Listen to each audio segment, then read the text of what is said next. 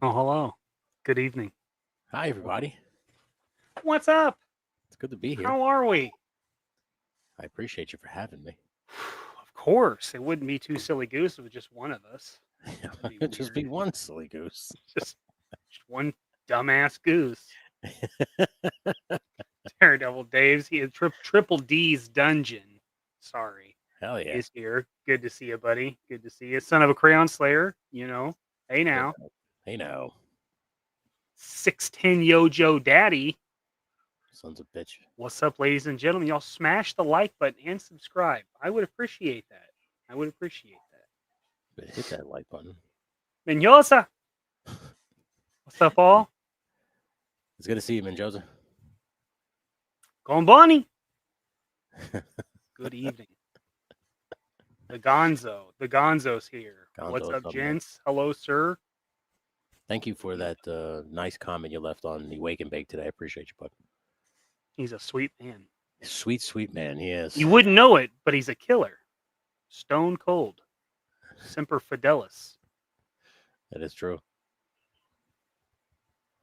That is true. My mom's here, so that's fun. Hi, Mom. Love ya. Good evening. Hey, Mama Kukovich. Hopefully everything's all right in your neck of the woods. Hopefully it's a nice, quiet evening where everybody's at. Nobody's dealing with any BS. No BS. Let's not do that. Let's save that for a different day. Yeah, nobody has time for that. Yeah, Fox can't be calling everyone daddy. That's for sure. Honestly, it's still pretty AO for another man to, but it is what his name is. So it is true. You know, it is what it is. Jacob. Hey, what's up, Jacob? It's good to see you, bud. How you doing, sir? And Tony's face. Oh, my guy. Mi hermano. Smashers Alliance. Exactly. Yeah. I like it. Mm-hmm. And I appreciate you. How have you been, buddy? Pretty good. I've been doing stuff. Good. I got some stuff for some photography today. What's this now? Well, I got some lighting. All right. Yeah, I some time ago, work was getting rid of these white displays. They're about 2 foot wide, very heavy duty. Okay. And they're about 2 foot wide and about a foot tall. And they've got like an acrylic thing that goes over the top, like a cover. Yeah. Okay. And so they were throwing them away, and I was like, "Well, what are you doing? What are you doing with those?" And they're like, "Throwing them away. You want them?" And I was like, "Uh-huh." Well, I got 3 of them. And one of them I was always thinking like this would be a really nice light box or, you know, the base to one. And then I could just create something to put over it. Hell yeah. The rest of it. And so I brought one in from the garage and set it up right under my TV and was setting up some of the lights and stuff that I do have, which are pretty limited by basically what's on my desk, you know, for doing this stuff. And so I was like, I should go ahead and order some other lights. And so I ordered a couple, and then I ordered a couple of these arms.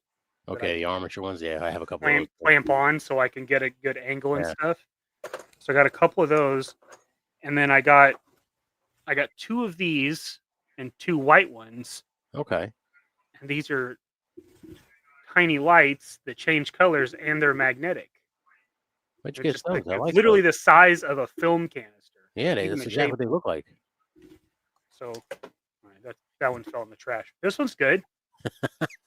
Yeah, so you just like hold it down and it'll change what color it is. So I was like, well, if I'm gonna do like backlights and that kind of stuff, this would be handy. Yeah. So the other 2 I got are just white, and then I got 2 that do the color. Yeah. Did you get them on Amazon, or did you give it at a store? Amazon. Yeah. Okay. Yeah. They were pretty cheap. I want to say they were around 10 or 12 bucks. Okay. And then they come with a little USB-C charger. Chargers, yeah. And you can recharge them. Hell yeah. And they even have this little piece on the back, so if you like needed to like actually mount them on something, you could do that too. Oh wow. They're pretty cool. I think my wife wished you a belated happy birthday. Is that what you did? Oh, she wanted to know how your birthday was. That's what she said. I had a good birthday. Yeah, cream of wheat came up. and we had a pretty good day. Well, I had a pretty good day. We went and got some lunch, then we went to comic book shops and did some shopping. He found out he has some kind of allergic reaction to some of the sushi we ate. Really? He thought it was food poisoning, but it was like immediate. I was like, "No, there's no way. It hasn't had time to process." And also, I ate everything you ate, and I'm fine. Yeah. But it hit him like immediately. Yeah. The whole day. Well, you know what they say about white cats? They have bad diets. So, maybe. Yeah. That makes Yeah. sense, actually.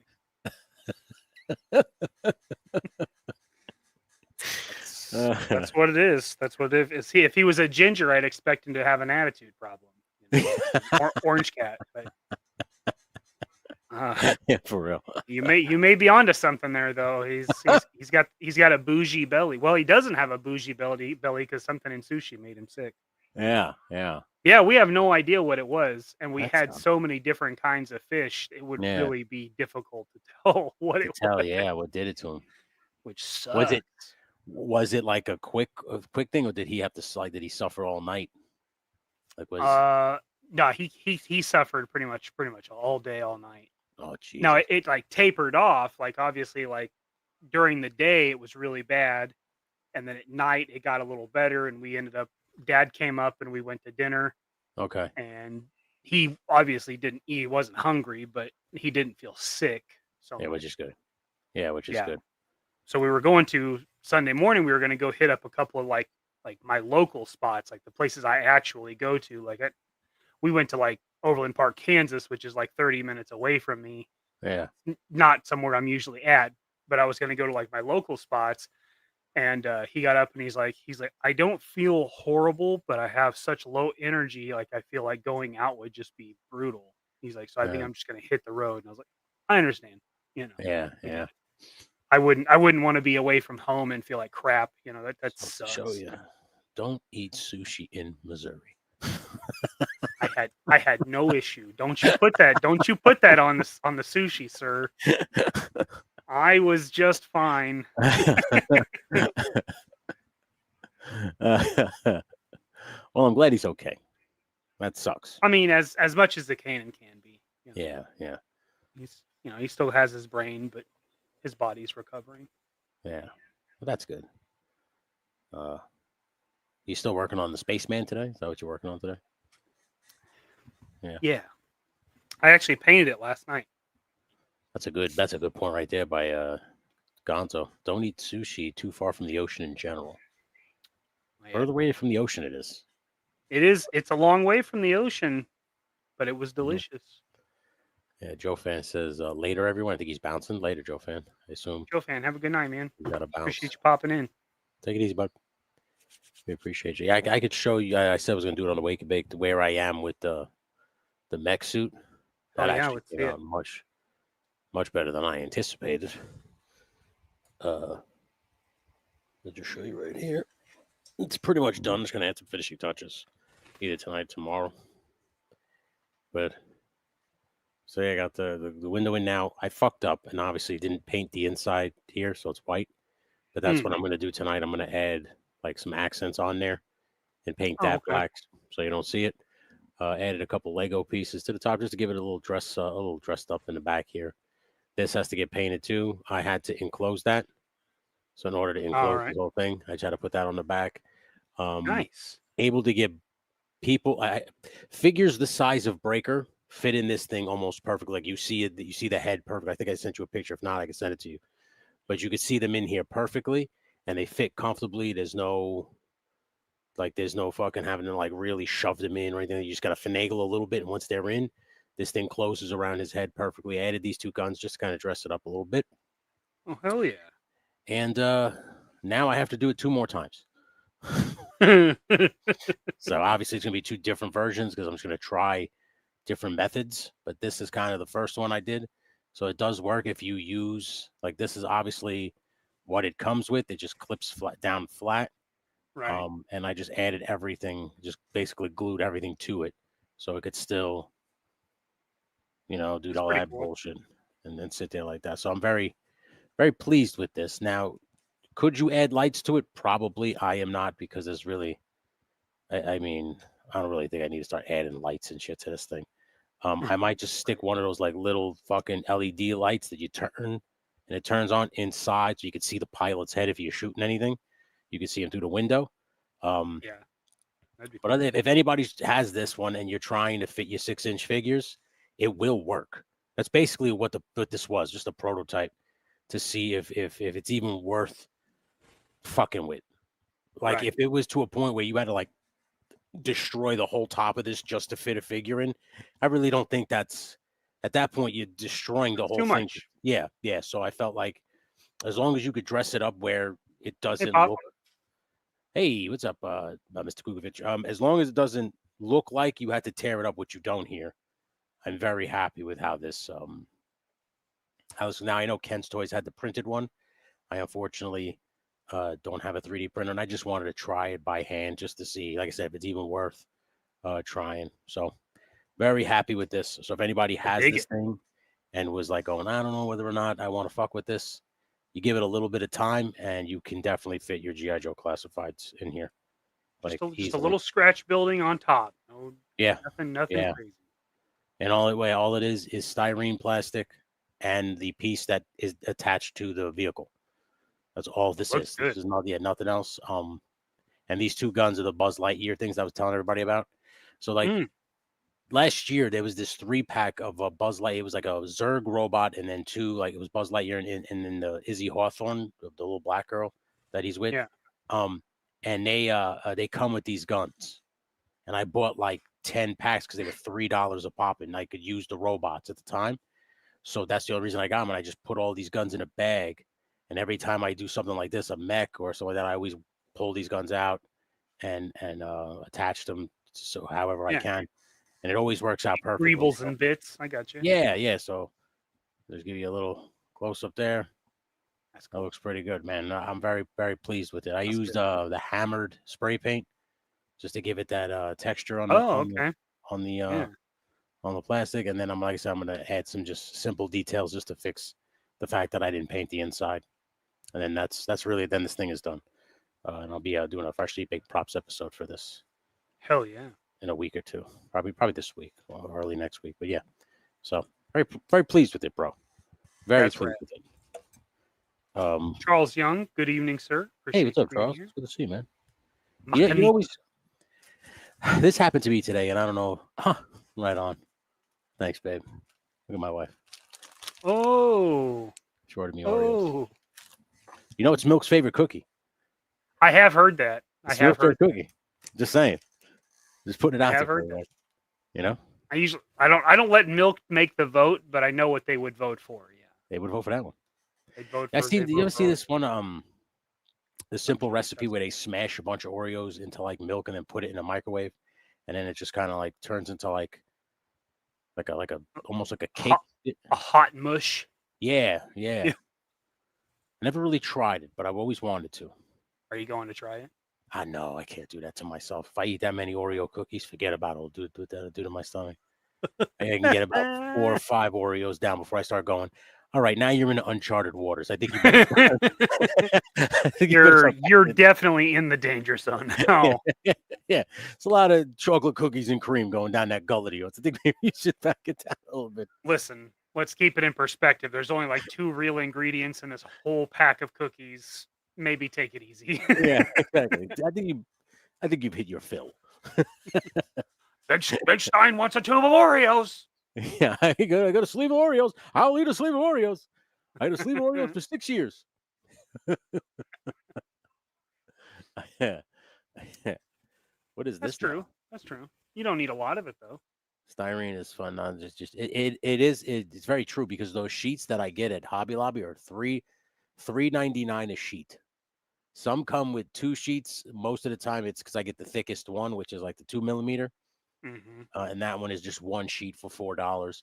The tubes, like the styrene tubes like this and shit like that, they're $3.50 a pop. I mean, obviously you should buy them in bulk online. I think that would obviously probably be the cheaper option. you could justify the cost of that, you know. Yeah, if you were doing a bunch of scratch building, then yeah, that's what I'm saying. If you're using this thing a lot, then yeah, obviously it would make more sense to go in bulk. But once in a blue moon, just for stuff like this, I just okay, I can $4, not a big deal.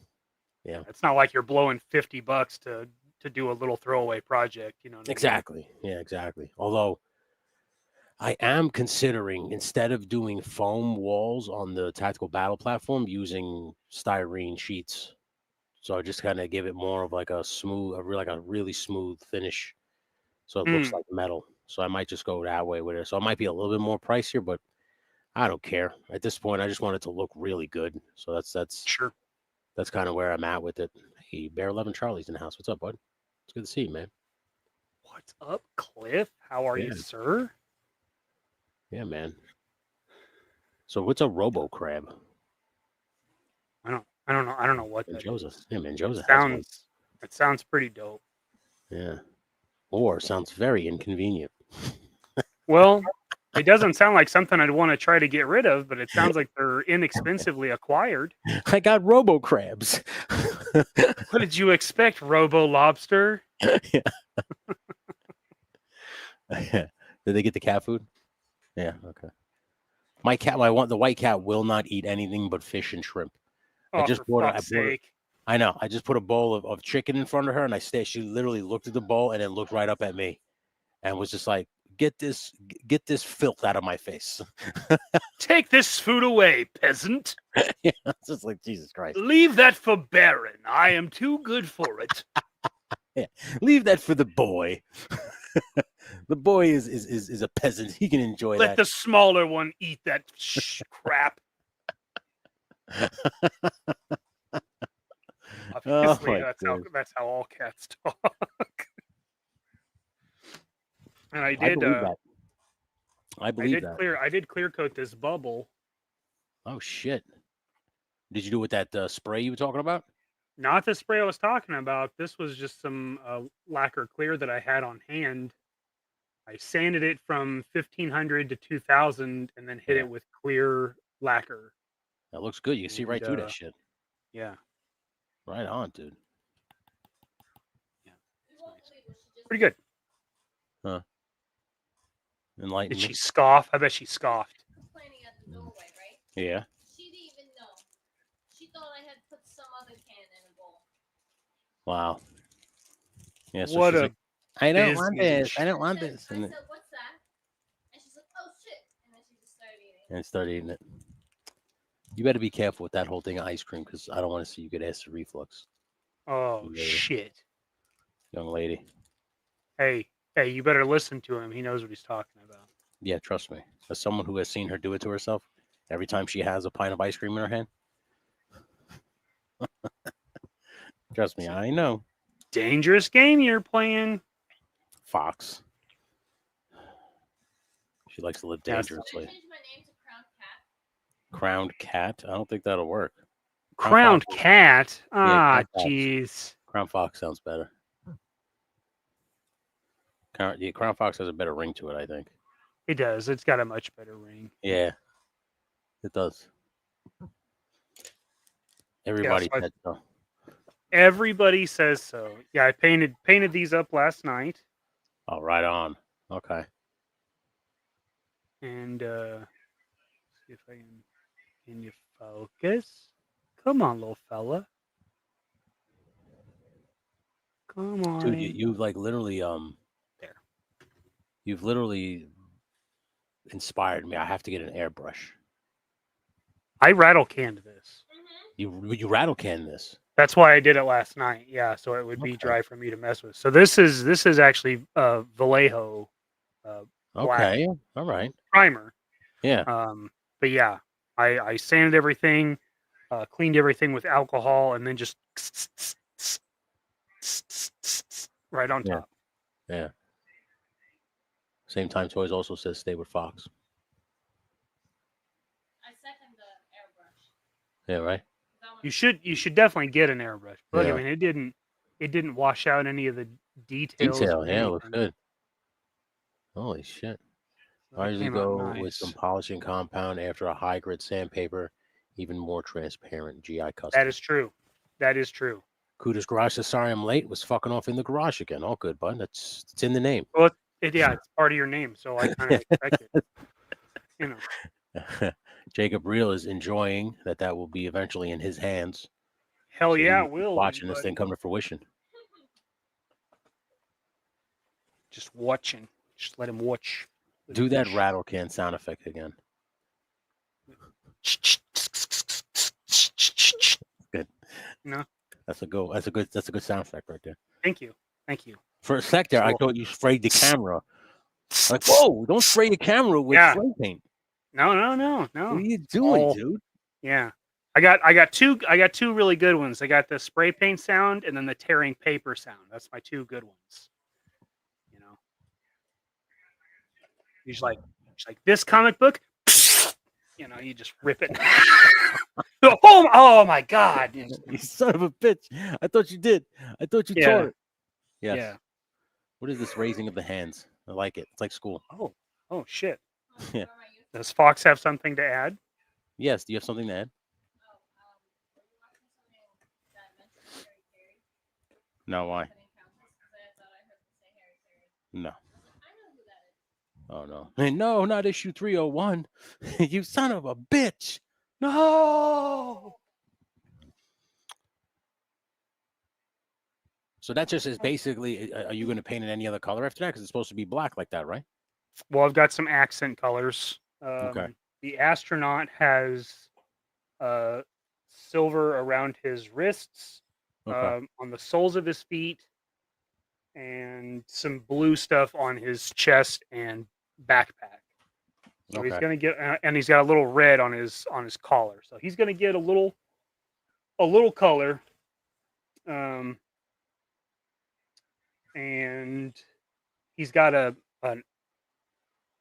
red and yellow circular pattern on one of his arms. So I'll have to paint that. GI Custom says, looking forward to this kit. Really want to try and make a deep 6 out of it. That's what Zakanan's doing. Yeah. So now, it comes with a head for that, right? Essentially. Yeah, right? Yeah. Yeah, no, the black one was the only way. That was the only way to get the blue head. That was for the DFW exclusive. Okay. The rest of them come with this head, which is basically like a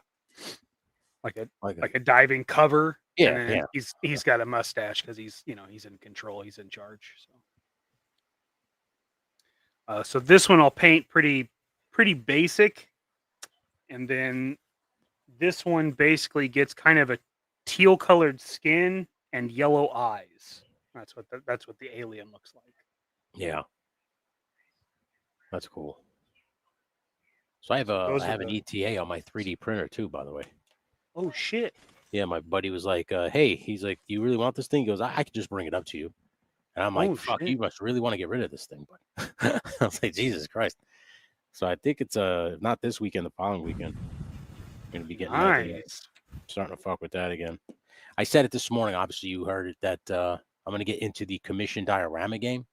Hell yeah! And anybody wants dioramas made, just hit me up, and we can discuss what kind of diorama you want made and how feasible it is. I've made multiple now that I think I can actually try to do commissions. I feel like I've done enough now. Huh? Mikey technically was the first person I made dioramas for. Like he was the first person, and he's given me good reviews, so I guess we're all right. I mean, they're a part of my lives. Every video I do, they're right here. So, they're right there. So they're in perfect view. I guess not perfect view. I guess you can't see all of it. I know they are. That's all that matters. You see them. Yeah. I know they're there. You see them. Yeah. Yeah. I was thinking about getting a sheet and just trying to make a brick wall for the back of that white box I was telling you about. So when I do pictures and stuff, I can kind of have like a brick wall. Yeah. How big is it? I don't know if I'm gonna do it, but I might. How big is the box? Do you know? It's about 2 feet wide. Okay. And about 1 foot deep and tall, and then it has one side that would be like a 12 by 12, like a square. All right. So I've got like a good corner, you know, where I could put like, you know, the meeting of 2 brick walls, or, you know, a different kind of wall. I do like a concrete wall and a brick wall and it meet, or do something like that. And then that way, when I do photography, I can either do light box photography, or I can kind of do like a dio setting. Like a simple dio setup. Yeah. Yeah, something basic. I don't know. I was gonna get one of those product boxes when we first started. Me and my wife, when we first started the Etsy, and we were making like we got the 3D printer the first time. Was it 2 years ago? Yeah. And that's what I wanted that for, just to take pictures of like the items that we were making and shit like that. Right. I got that spinny thing from her father. You know, it has to just spin the thing. You know, that like product spinner or whatever the fuck it's called. Right. So all I needed was the box itself. Didn't it come with a box? You said What? that spinner. Box? Yeah. No. I think he has it. He has it. So give that shit to me. What are you doing? Fine. I want it. Give it to me now. Call him up. Tell him to get his ass in his car and bring it to me. He's coming tomorrow for cat grass. We'll tell that motherfucker to bring it with him. Don't make me ask twice, motherfucker. Yeah. Tell that motherfucker I appreciate him. What happened? The box that came in. No, not the box it came in. Did it come with like a white box that you stick it in for like product photography or no? Okay. Whoa, what are we talking about? Hey, oh. A productive Susan. Not a lazy Susan. A productive Susan. Jeez, I guess that depends on how many times you come in the box.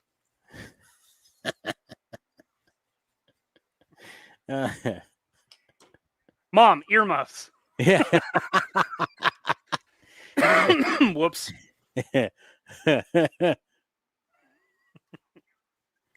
He goes, Mom, earmuffs. Yeah, Because he just said some nasty stuff. Are you still eating? yeah. It's good, right? I'm eating ice cream. I made meatloaf again, guys. Oh, you're eating ice cream. But yeah, the meatloaf is amazing. Yeah, it is, isn't it? You like that meatloaf.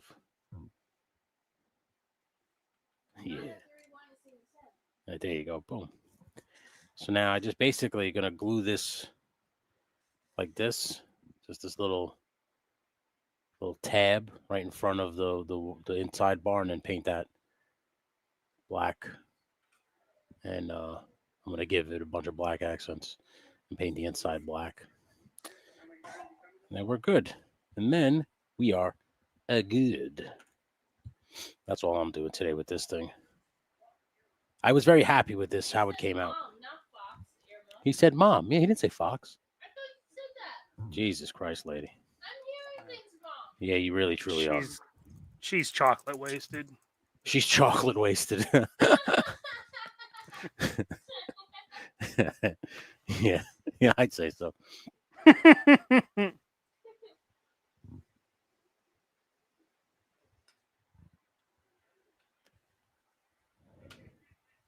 What's up, Dan? Changed my mind. I see you, bud. Dano, what's up, pal? What's up, bud? How you doing? Army Painter ain't bad neither. I know he said Vallejo and Citadel. 26 said. I know. I like Army Painters. I use those a lot. Yeah, I don't mind them. I've got several of their paints. Yeah. I like that they put them in a proper fucking dripper. I hate Citadel pots. This thing. Yeah, I see what you're talking about. Hate Oh, by the way, this glue, I asked you and I asked Tony's Figs, and Tony's Figs asked my man Gun Bunny. And Gun Bunny said that he didn't really know, but if anybody is wondering, this right here. that worked well for you. Super plastic glue. This whatever this is, it's on Amazon for $6. Literally bonds plastic together in a matter of seconds with no residue at all. No, that's a sweet deal. Yeah, and it bonds styrene to plexiglass immediately. So that's nice. Yeah, and with no residue. So like there was no residue on this glass once I glued all these in. So I was very happy about that. So if anybody's looking for plastic glue, this is the glue. I would just highly recommend it's on Amazon. If anybody wants the link, just hit me up, and I will gladly share it. So, and it literally bonded to this thing too. So this plastic, I don't know what this is. This ABS or whatever, the toy itself. I don't know, Mikey. You would probably know better than that than I would. Yeah, I would think so. It's like something like that, but this glue literally bonded right to it almost immediately. So this is probably going to be the glue I use from now on whenever I do custom vehicles and shit like that. It's going to be this, and it comes with those long stem, like plugs, like this thing right here. This fucking guy. So you could basically just put little drops. Oh, like a pipette. Yeah. So very good stuff. I always wanted to use the one that you spray, like the one that has the accelerant that you just spray them. It like immediately sets. Hey, Jeff Morse is in the house. What's up, Jeff? What up, Mo? How you doing, sir? Okay.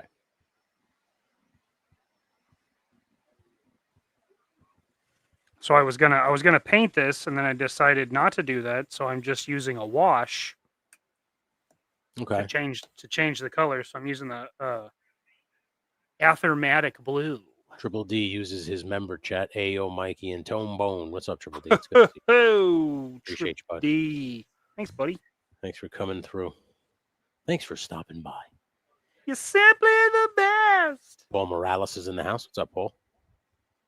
What up, Paul? Good to see you, bud. Hey, how you doing, Paulie? Thanks for stopping by. In case I don't see you, good afternoon, good evening, and good night. It's that great Truman Show. Jake Anderson's in the house. Hey, guys. I want to turn a slambulance into a red fire truck. That's not a bad idea.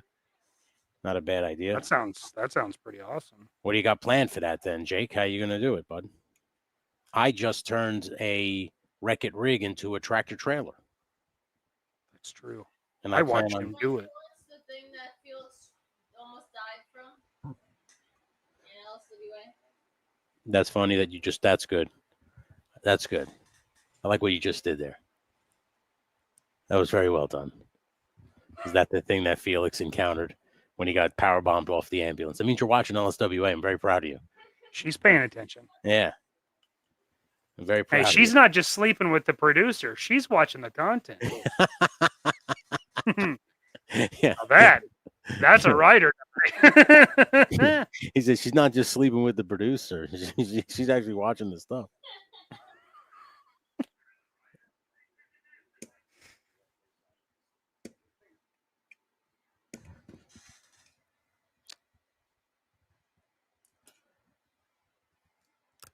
I'm waiting on a Duke. I guess you're talking to Tony's Figs. Painting a new custom as we speak. Oh, what custom is that, Tony? What are you painting up, bud? Oh. Yeah. What? No. I think you need to live with that. Oh, shit. She just polished off that ice cream. I was going to say, I was like, she must have eaten all the ice cream. Told her not to, but she doesn't listen. Oh, hold on a second there, dude. Did you eat all that? Well, let me tell you something, dude. When that acid reflux, man, starts to boil up inside you, dude, and it comes out of your mouth, I don't want to hear any problems, man.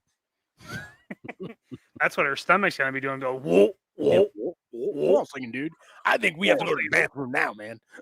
That was too much lactose, brother. That was too much lactose, dude. Hold on a second, brother.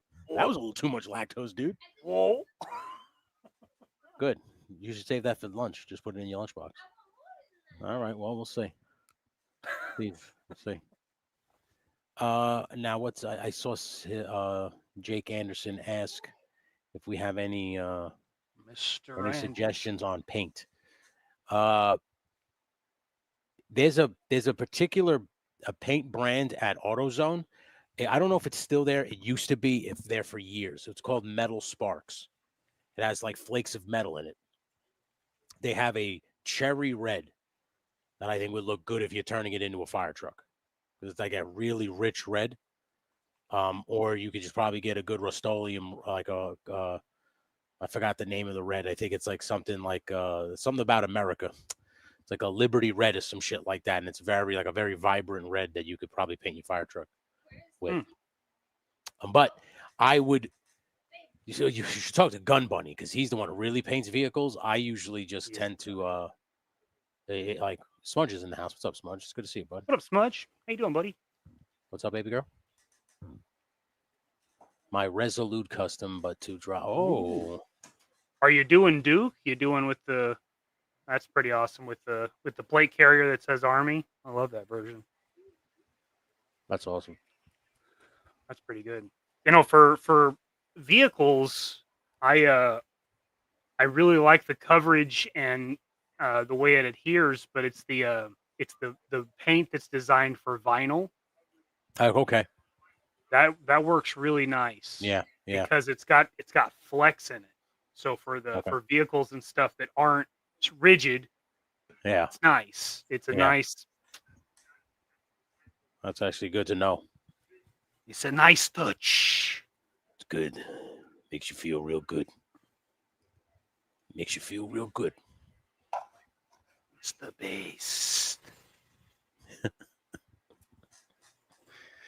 Oh, but we have too much fun. We have too much fun, don't we? We do. Fun, I said. A couple of silly ass gooses. I always refer to you. I was sitting in Pittsburgh when I decided to join this show regularly. You asked me about it. And I said to my wife, I said, we have to have a name.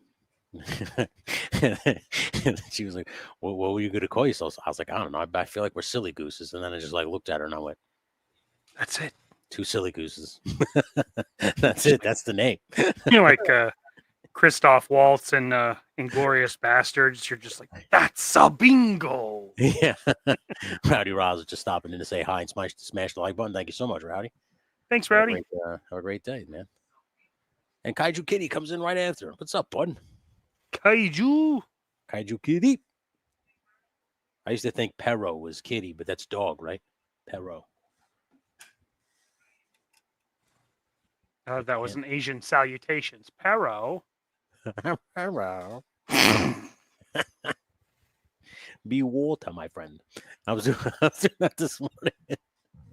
Well, yeah, while you're making your father-in-law. Because he's got like the Bruce Lee jacket on. The be you did kill it with that though. That was the perfect look. Yeah. I was like, Jesus Christ. So, like I said, immediately upon putting these 2 plastic things down on this with that plastic glue, that's awesome. Like immediate bond. Now, is that super glue? Is it specifically for plastic? It says plastic, super plastic glue. So it's. I wonder if it's some sort of derivative from MEK, because that's exactly how MEK works. I mean, it's. Well, when I typed in when this came up, I typed in MEK glue. So I just literally took what you said. I literally copied and pasted what you said into the search, and this was one of the bottles that came up. That's why I was like, I'm gonna give this one a shot. Let's see how it works. And very happy to see that it definitely works. But now I'm gonna paint up a little black accents on this bitch just to give it a touch of color, or a touch of non-color, if you will. Put on a little whoosh. Yeah, and then this thing should be done. It should be done. But dude, these mechs have been sitting in my garage for over a year and a half now. I didn't know what the fuck I was going to do with them. I had no idea. Hey, Rob's in from the Realms in the house. What's up, Rob? It's good to see you, bud. What up, Robert? Good day. How you doing?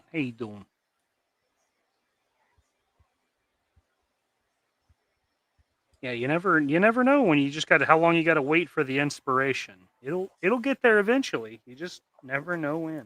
Very true. And that's very true. You right, man. You right. You know something, man? You right. You smart dude, man. You a smart dude. You say a lot of smart things, man. I don't know what you just said, little boy. but touch my heart. You reach out. Touch my heart. Give me the map, Scott. Give me the map, Scott. Scott. Yeah. Like, is you working right now? Remember they are union drug dealers? Yeah. That made me laugh. You want a job? Yeah, you want a job? Bitch, I'm always on a job, right? The map, Scott.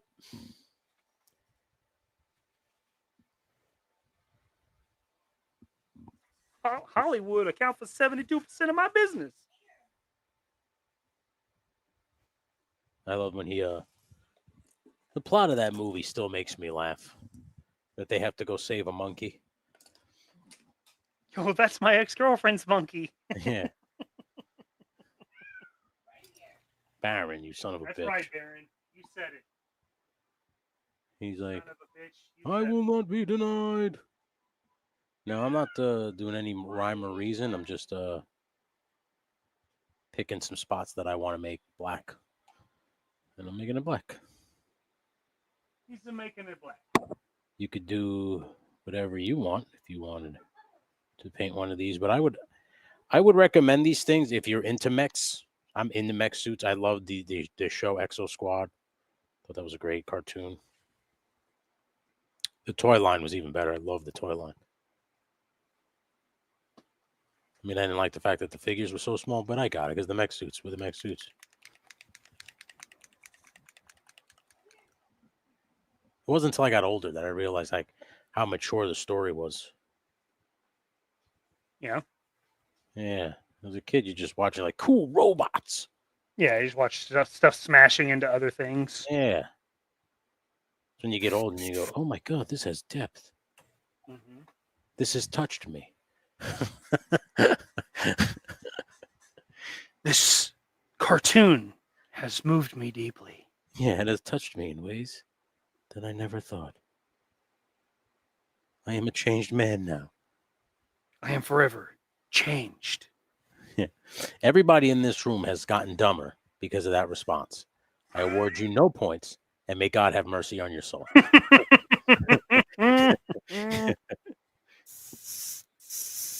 In no point in the incoherent rambling.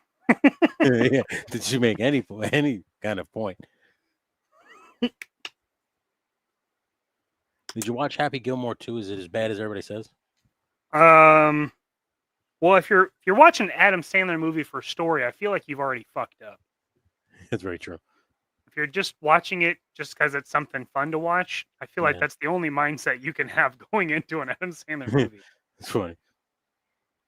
That way, if there is story, you're like, well, that was surprising. Yeah. That son of a bitch, Adam. I didn't think he had it in him. That son of a bitch. Yeah, it's basically just like it's just like 2 hours of like celebrity friends just popping in. You're just Yeah, like, that's just basically okay. That's just basically him using up all of Netflix's money. Yeah, it's him doing the same thing I wish I could do. You know, like you just fucking around with your friends, making funny shit. That sounds great. It's very true. That's basically what he does now. Hell He's yeah. doing that for decades, though. Yeah, he's really kind of perfected it. Yeah, yeah. I mean, who else could get Shaq to do that stupid shit? Seriously, think of the dumb things that he's gotten Shaq to do. Yeah. That's incredible.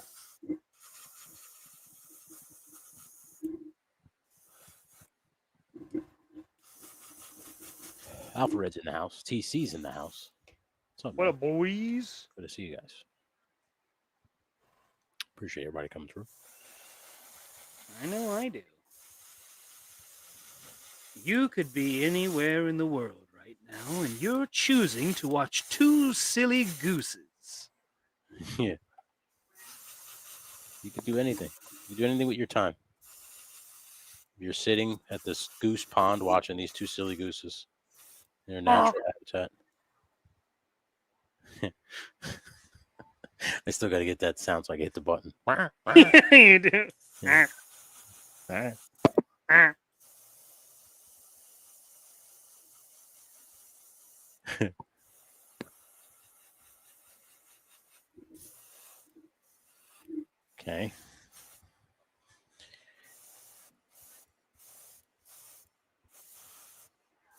finishing up this paint job.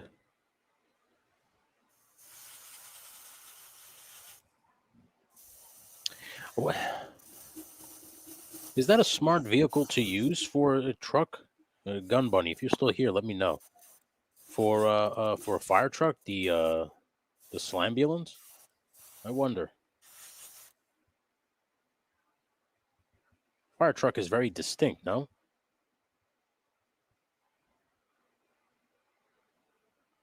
Well, how would that work? Mm-hmm. Are you going to make a caboose? Don't worry, Cosmo's got the caboose. I was just thinking, I was like, Cosmo's always wanted to drive the caboose.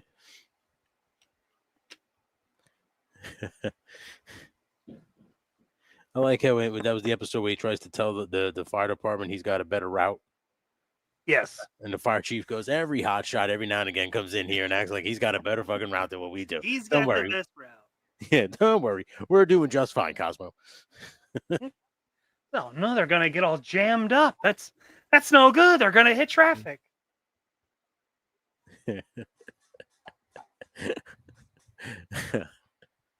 He sees the pole and he smiles and he slides down it. Yeah. Oh God.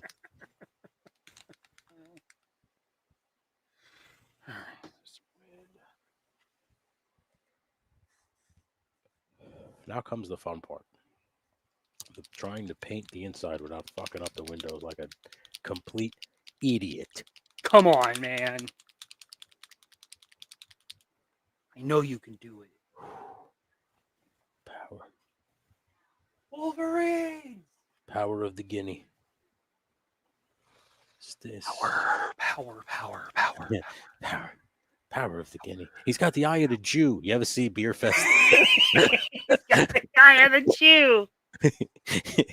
Was that Beer Fest? Yeah, Beer Fest. Yeah, he goes, oh, he's got to go in the end. He's got the eye of the Jew. Low key, I love that movie. Oh, it's a great I still movie. think one of the best parts is when I can't remember the big guy's name, but he's got that fucking puppet. And while he's talking about the engineer, he's just like punching him in the nose. Landfill was his name. Landfill, yeah. I love when his brother comes in. He goes, "Can you just call me Landfill? So it'd be like he never left." Like, yeah, sure. Yeah. I'm Landfill's twin brother. Same mustache and everything. Yeah, everything. Yeah.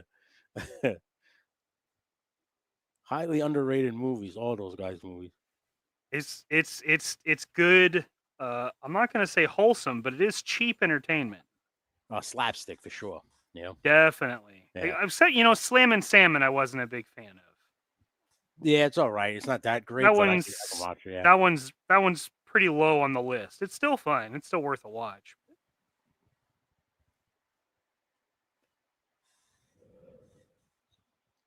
Apparently, we just made Shane spit water on his wife. Sorry, Shane. Sorry, Shane's wife. That sounds. Okay, they have the smaller paramedic type trucks. I think it will look good in that color you were describing. Plus, my firemen need a ride. I know, Jake. I'm trying to figure out a Super Trooper 2 was a letdown. Yeah, they're making a third one. I heard. I don't know how fucking good that's going to be. TC. One of the best parts was that Will Sasso was a part. Yeah, he was. Like one of the best parts. Yeah. Yeah. I forgot the thing when they're arguing, and I love what's his face, Rob Lowe as the Mountie chief. Oh fuck, I forgot he was the chief. Yeah. Somebody's been taking their Flova Scotia.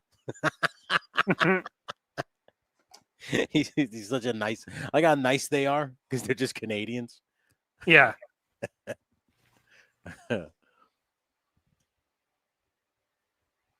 You know who knows about fire trucks? Tony's Figs. That is true. I'm thinking about getting like a 1/12 scale, like kids one, Jake, and maybe modifying that for the GI Joe firefighters. I am definitely going to be getting a couple more of them for sure. My psycho ass, dude. I want to, like I'm telling you, man. I have an airbrush hose ready to go. I just have to find like a connector that looks like a fire hose, which I know they have because I've seen them. So I just got to get one of those, connect it to the hose, and then connect that to the air, what the fuck? The tank? The air pump, the water pump. So it'll shoot the water out. Yeah. Nice. And then I'm gonna create like a real fire, like a dipshit. Obviously, fire. Actually, I will have an actual like fire extinguisher there just in case, because I don't want to be a complete moron. Yeah, just don't go full retard. Yeah. I just threw gasoline all over it. I want fire. This is not enough. More fire. If I left my wife in charge, that's exactly how it would be, by the way. Well, yeah, she's chaos incarnate. She's a low-key pyromaniac, this woman. I don't think it's very low-key. That is very true. It seems very, very obvious. Very, very high-key. Yeah. Yes. She doesn't keep that much of a secret, do you, babe? What? Yeah, you are. Yeah, you are.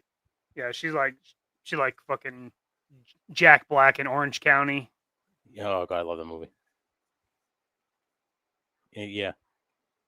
Exactly like that. She's like Beavis from Beavis, like fire, yeah, like that. Yeah, yeah. What? Yeah, that's definitely you. Shut up, Beavis. Shut up, Beavis. Yeah. I fucking laugh.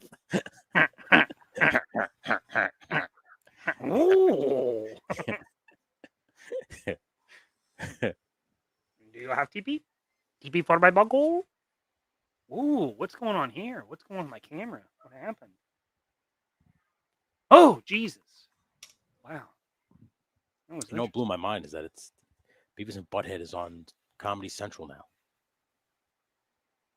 We appreciate that. Ken's putting us over on his TV now. Right on. Whoa, shit. Everyone's going to hear us. We're hitting the big screen. The Silly Gooses are in the house. Literally. You know what we should do? One episode, bro. You ever remember that episode of Seinfeld when the guys from Texas come? Yeah. It should be a whole episode where we have to refer to each other like bastard and son of a bitch. I told that son of a bitch. Hey, where do you think we are? 30,000 feet above your head, you bastard. You bastard. I really like them. They're good sons of bitches. He goes, what? He goes, that's how they talk. Everybody's a bastard or a son of a bitch. Or a son of a bitch, yeah. You want another drink? Yeah, let's get that bastard. Bring us another round. Come here. Oh goodness. They're like from like the Rangers or something, Texas right? Rangers, yeah. Houston Astros. I'm sorry. Astros. That's what it was. The Astros, yeah. When the Astros was, yeah. At the time, the Astros were the National League. They weren't the American League like they are now. So it was like interleague for all you listening. So it was like interleague play. So he was like fucking hanging out with him for because it was like right around the time that he just started interleague play in the mid 90s. So that's why he goes, Utah, that son of a bitch, no Yankees ever coming to Houston. Not as long as you bastards are running things. George. George, no. Mr. Wilhelm.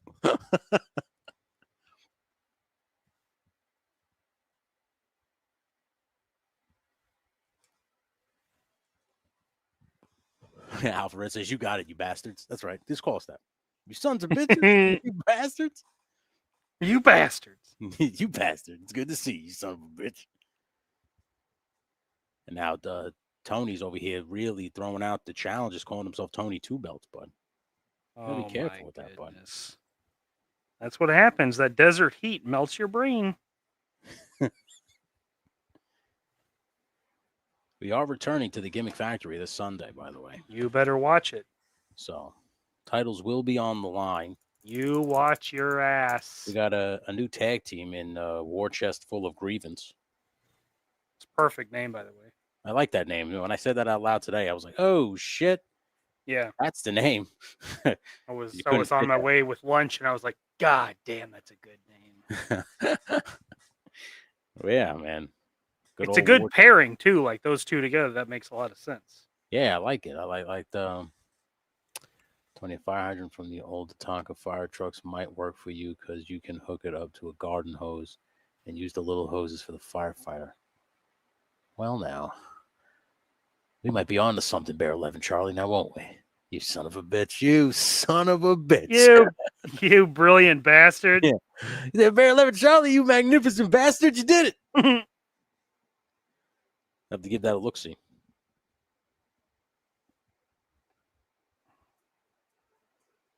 I was gonna try to like mount like control stuff in here, like computers and shit like that.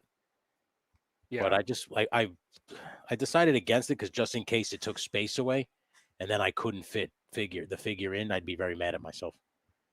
Oh yeah, that would suck. You know, and then be like all that for nothing. Like the point of it, man. It sucks, man. The point of it is to fit the figure. You know, if you can't really get him in, then it defeats the fucking purpose.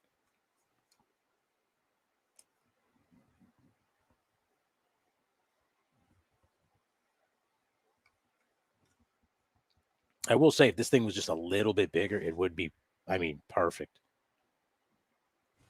And a little bit better articulation. Like, I understand it is what it is because of, like, what kind of vehicle it is and then how cheap I got it, so I'm not complaining. Because this thing was, like, dirt cheap.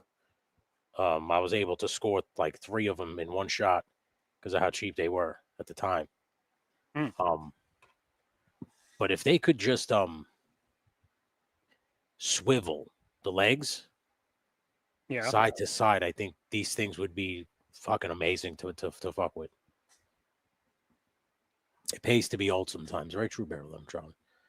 Check your messages, Shane. Yeah, Shane.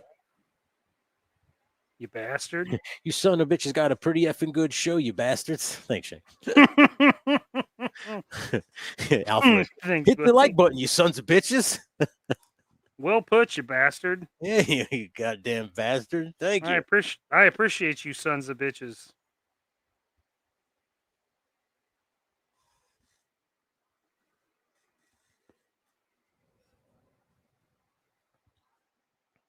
All right, so now I unfortunately have to. Oh no. Zuccated. Zuccated. We're watching you. I'm coming for you. You will never escape, for I am the known. I can see you no matter where you are, Zuccated. I'm watching you. Don't do that. That's gross. Zuccated, that's disgusting. Zuccated, that's disgusting. What are you doing? No, don't do it, Zuccated.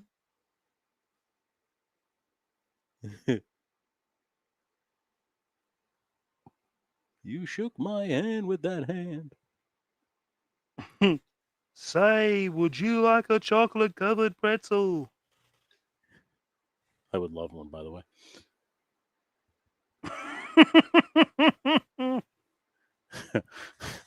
I'm not gonna sit here and lie to you. I said, yeah, was that a legitimate offer? Or? Yeah, is that what are we doing here? How are you gonna get it to me? I mean, yes, but like how? It always reminds me of That's Always Sunny in Philadelphia when he goes, I wrote a play. You guys want to be in it? And he goes, they go, who's the mark? I think, what? Who are we doing this? Who are we doing this versus? Who are we doing this versus? Who was doing this versus?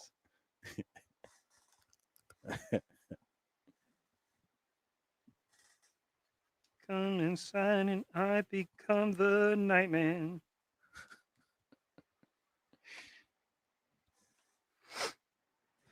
All right, let's keep it going.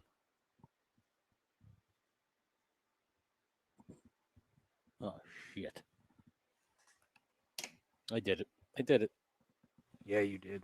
I did it, but it came right off. You really did it now, Tony. You fucked everything up. That is why we don't bring you to the party. Nice job, you bastard. You stupid son of a bitch. Did it again.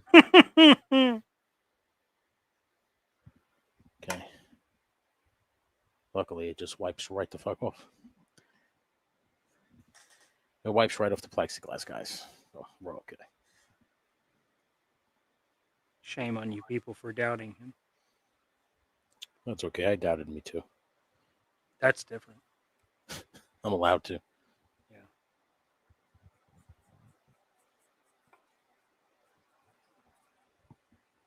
I will say styrene is easy to paint on too. I mean, it peels. As long as it's clean. Yeah.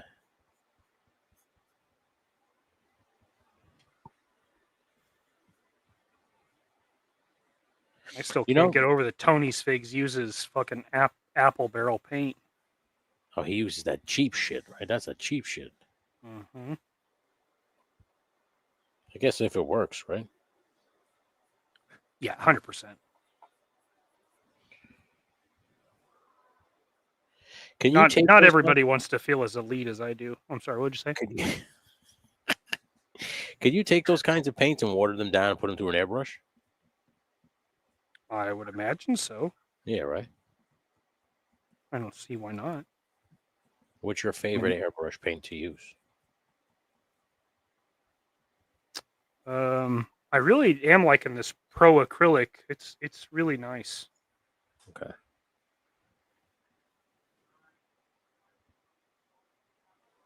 It's this right here. Oh, okay. This is good. I like the bottle it comes in. It's not super thick. Citadel is really thick, which is nice because if you thin it down, then you've got a lot of paint, but you have to deal with these goddamn pots or switching receptacles, which is a total pain in the ass. Yeah. That's right, Baron. That's exactly what I mean. Yeah, he was in on that one. He was like, no shit. Little fella. He's got opinions too. Yeah, I got something to say. You're all going to hear about it. Yeah, I'm gonna. That's right. That's right. For a limited time, order 1 and get not 2, but 3. Just pay separate shipping and handling. Baron, tell him the deal. That would have been a great time to die. Wouldn't that? If he would have been like, "Meow." That would have been so great. He would have been in on it, but no, of course not. No, he left me in the fucking rain like a fucking cat. Yeah, like the selfish cat that he is. A dog wouldn't have done it. A dog would have given me like a boof. Like, boof. You would have agreed with your ass real quick. Mm-hmm. He'd have been right there. God damn it, right Baron. There to support. God damn it, Baron. Making us look weak as a unit. One time I fucking needed you. You weren't there. You son of a bitch, you weren't there.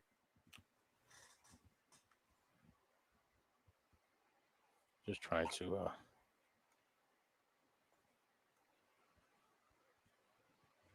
clean up the window because I got a little dirt. But I might muck it up anyway because it's a, apple barrel paints while wearing apple bottom jeans. Ooh.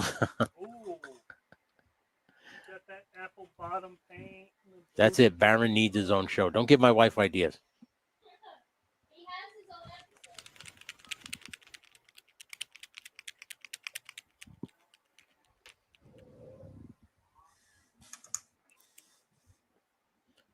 episode. Okie dokie. I kind of fixed it, but I will fix it even more. But like I said, I'm probably gonna muck it up anyway. What the muck? Muck it up. Okay.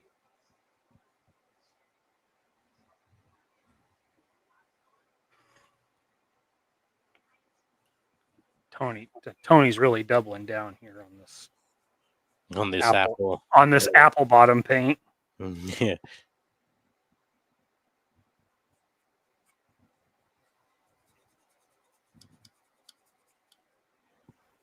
trying to remember the last time I used apple barrel paint. It was a cosplay project.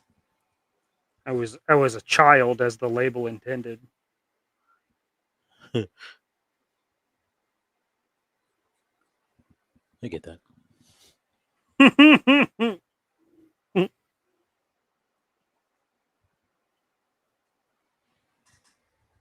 That was good for like black washing costumes, because you would just take that apple barrel bottle and just into a bottle of water, you know, and just mix it up real good. Just dump the whole thing out. And then black wash your costume.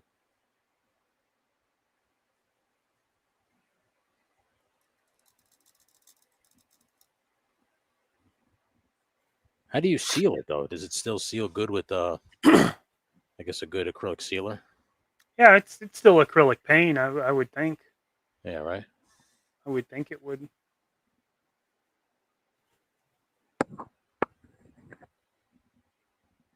Shame.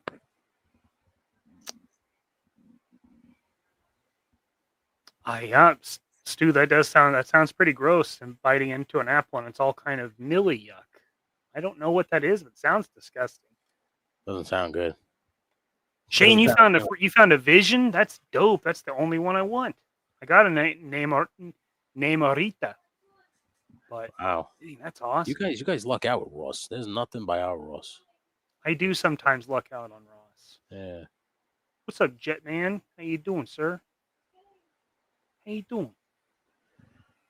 If you see Moon Knight, let me know, because that's the buck I want to use to make my custom Batman. It is the Moon Knight from Strange Tales. Yeah, that's right. That's right. Cliff's over there. He's using the apple barrel. Really? Does all right for him. I've seen his stuff. He does okay with it. I mean, you know, if Tony's signing off on it, I mean, like I'm saying, I got no qualms. Must work. I am disgusted, yeah, but that's a me problem. That doesn't have anything to do with you.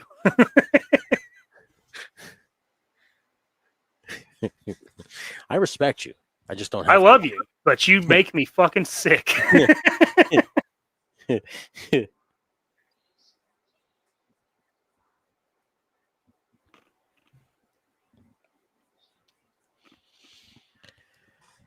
Oh yeah, it looks much better now that I'm adding the black to it. What? He really is. The bleak. Yesterday he jumped onto me and scared the crap out of me. In bed. He like a shadow came out of nowhere, and I was just like, ah! like Frank from that episode. It's Always Sunny. Like, oh, where'd you come from? It scared the shit out of me. And I was like, oh.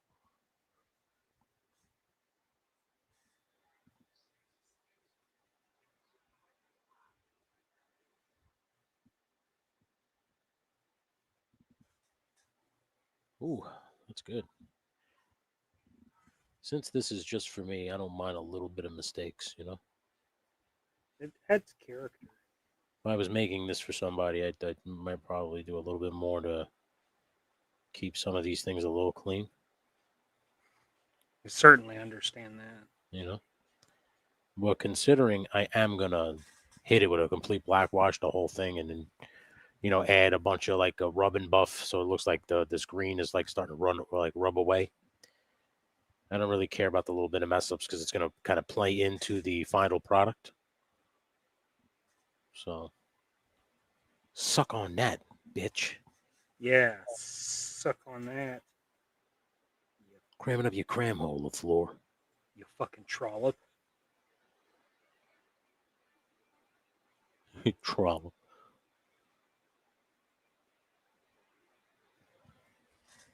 Okay.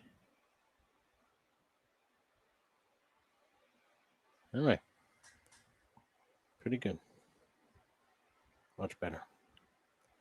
Much better. I painted this blue so that it would kind of have the same look as the alien head if you went with the human. Okay. And now that it's blue, it's got a real Steve Isuzu vibe.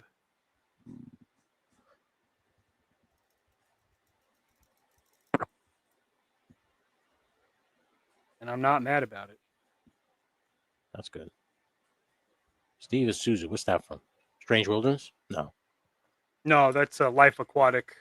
Okay. Yeah. I knew it was one of those type of weird Life Aquatic. Who makes that movie? That guy makes the same type of, right? I'm pretty sure that's a Wes Anderson movie. Yeah, Wes. Yeah. That's exactly who it is. Nailed it. They all have that artsy vibe. Yeah, like the Grand Budapest and shit like that. Mm-hmm. Yeah.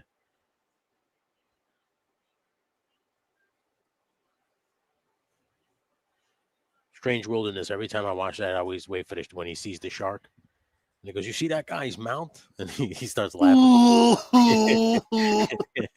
Every fucking time gets me. I remember watching that at my buddy's house. Like we had very early in the friendship. And we went over to his house. We were watching Strange Wilderness. I remember I rolled out of the chair. I was laughing so hard. And then we rewatched that scene like 4 times. Yeah, dude. You know what scene? Oh my god. Oh god. With fucking Peter Dante when he comes out with the fucking seal outfit. Yeah.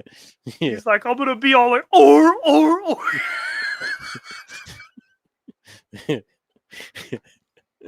Oh my god. It's a great fucking movie. You gotta catch him. He banged my wife. Oh man, that's a really great stupid movie. Yeah, we don't get it. We don't get enough of those anymore. Now everybody's too serious. Yeah.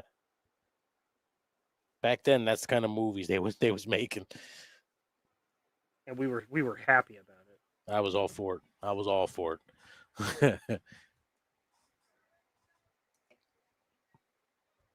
When he goes, look at that fish's mouth.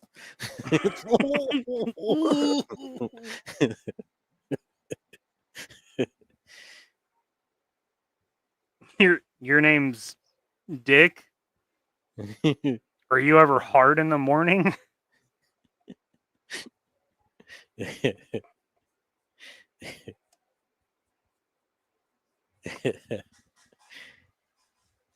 You know, it's another movie that always got me, that I always never expected it to be funny, but when I watch it, I laugh my fucking ass off, is Death to Smoochie. You ever seen Death to Smoochie? I don't know if I've ever seen that. Buddy, I'm telling you right now, it's one of those movies you got to watch. Such a good film. It's got Edward Norton. Robin Williams, Edward Norton. Yeah. Such a good movie. I know of it, but yeah, I don't know if I've ever actually watched it, though. God damn, dude, that movie made me laugh. Because he's like Edward Norton's just like a cowpoke, like a real like just nice guy. And he says one line in it that I still use this very day. He goes, "Somebody toss me a beach towel because my head is swimming." I was like, oh my goodness. And Robin Williams is very funny in it. Like, very funny in it.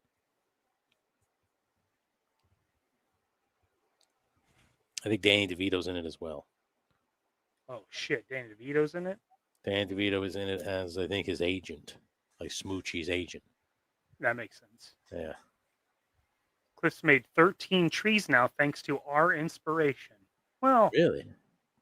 That's awesome. I'm glad we were able to inspire. Wow. I feel very honored for that. Thank you. I feel fulfilled. Yeah, man. Thank you. Who got gifted a chip membership to Kenzo's channel? Who did it? Yeah, who did? Who did? Who did? Oh, it was same time. Shane got one. Oh. Same time. Same time, you son of a bitch.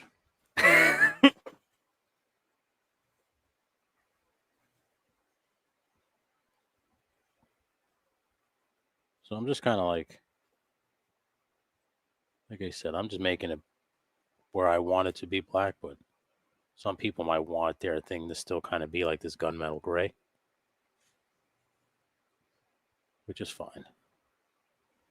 But I like it like this. I think it looks good.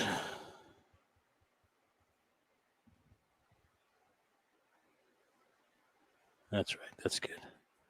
That's real good, isn't it? He's got a real Thrawn vibe now. Oh, so you got gifted Stu. Oh, Membership, bud. Stu Belicious. Man, look at that. I think it was same time got the thing.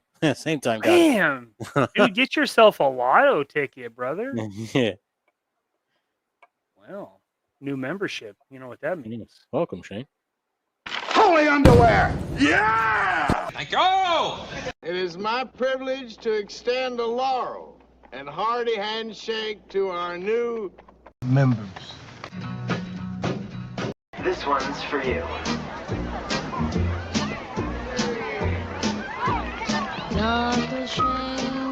Thank you. Thank you very much. Thank you very much. We appreciate that. You rascal. Such a nice son's a bitch. You're a nice son of a bitch, Stu.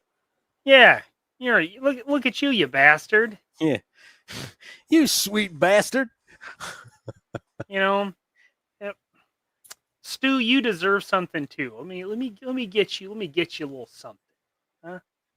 Let me get you a little something. Your aesthetician coiffed that for you? You can kiss my aesthetician. You guys do CrossFit? You can cross fuck off. Cross part. How many times you pulled your horn today, bud? That's a great show. Letter Kenny for you. That's a great show. Great fucking show. Give your balls a tug, tit fucker. Tit fuckers? Yeah. Shorzy. There's a guy at work that we do that to each other like every time we see each other. Give your balls a tug. Give your balls a tug, tit fucker. Jonesy, tell your mom to stop leaving her stuff at my house. It's making Riley's mom upset. Fuck you, Shorzy. No, fuck you, Riley.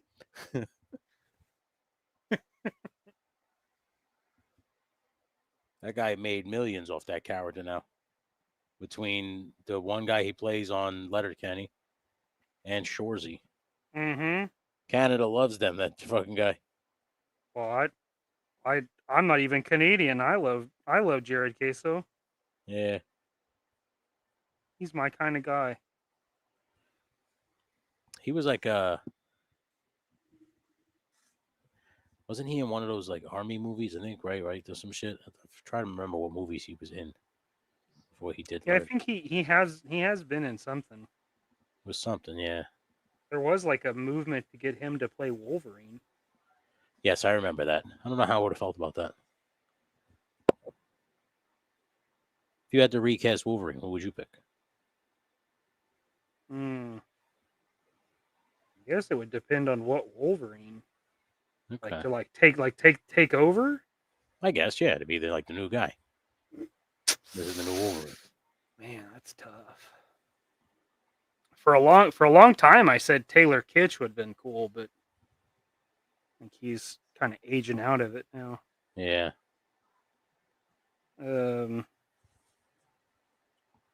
I still think. I don't know. Who? Scott Eastwood, Clint Eastwood's son. Yeah, he's got the look, but Scott Eastwood fucking sucks. He sucks as an actor. Jesus, dude, Murphy. you blow ass, dude. Like, stop acting, man. Scott Eastwood fucking sucks. Yeah. Well, hold on a second, dude. I think maybe you should rethink your career path, man. Brother. Dude. Hold on a second, dude. I don't think you're a very good actor, man. Just because it's what your dad did, I don't think it's what you should do, brother. Yeah. That's very true. Yeah. They're done? Oh, good job. She finished. Finish off more ice cream? No, she finished knitting something. She was working on leg warmers. Ah. So she just finished them off. There's a maniac on the floor. Pretty much. It's a great song, by the way. That's a good one. It's a great song. And I know what you're thinking. Like, really? Flashdance? It's a good song. You'd be a fool to disagree with him. You can't disagree with me. And you'd be wrong. You can't stop me no matter who you are. If you were me, then I'd be you, and I'd use your body to get to the top. You can't stop me no matter who you are. That's right, damn it. I'm ingratiated into the system, man. People know me. Shit. I'm kind of a big deal. People know me. I have a library with many leather-bound books. I'm friends with Marilyn Olsen, too. He comes over on occasion. Yeah, my house smells like rich mahogany. You know what I love about that movie when he's working out? Because I don't know if you heard, I did my arm hurts because I did so many. I don't know if you heard, I did over 1,000. I did over 1,000. I did over 1,000.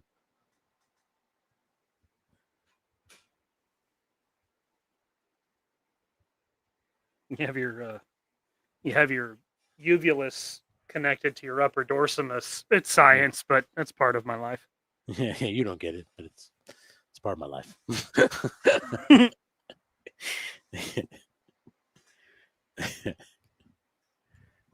Mr. Bergen, you have a massive erection. It's the pleat on the pants. I do. Yes. You're gonna I'm actually taking them back to the pants store. Taking them back right now.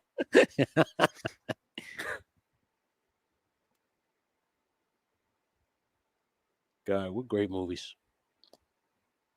Fantastic. Would you say we lived in the golden era of comedic movies? I would say so. Oh, man. That's a bold statement. I'd say so. But damn.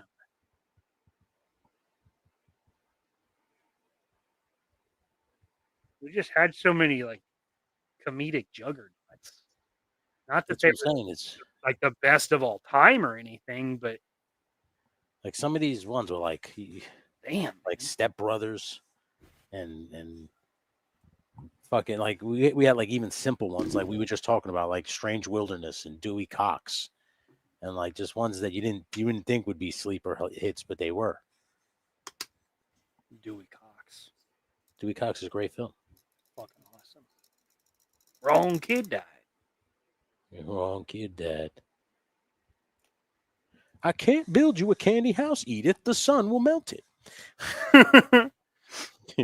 You're never gonna make it. Edith, what do you mean? I got a #1 song on the radio right now. Rolling with Elvis.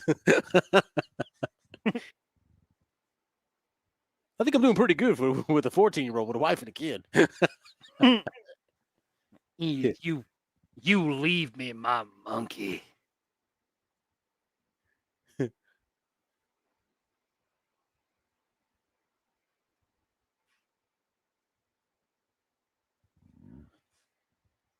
Fucking A, man. You gotta have like a really steady hand for this shit.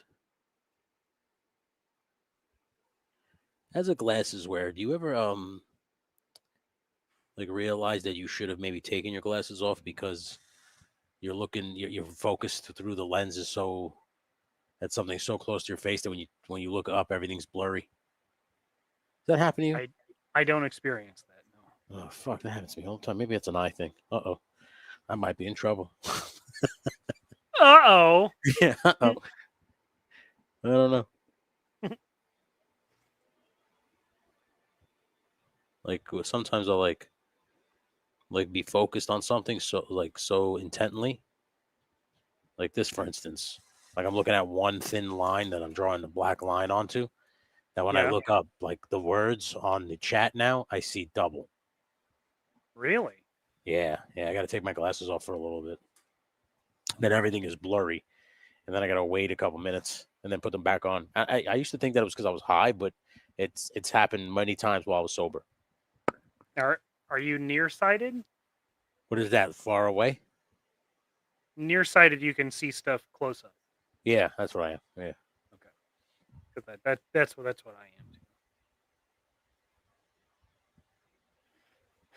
Yeah, for forever, like my dad always took his glasses off to draw or paint or. Yeah, that's where I am pretty much now.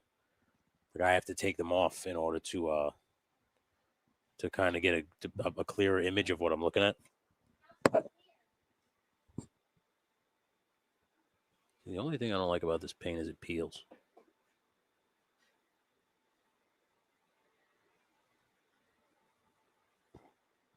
I wouldn't like that. Huh? I would not like that. Oh, yeah. Hell yeah. Okay. You. You. Yeah.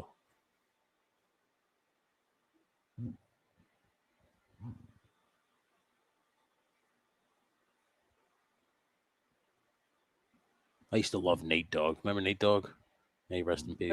I remember Nate Dogg.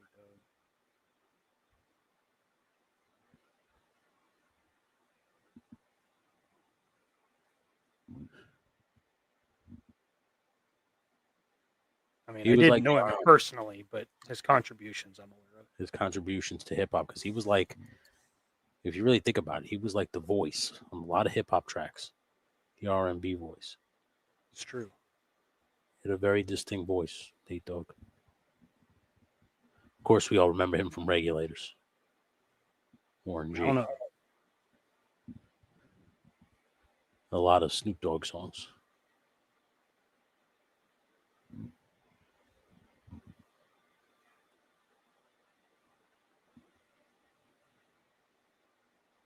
He's one of those guys that never needed like a solo album. I'm sure he had one, but he didn't need one because he was like such a collaborative guy.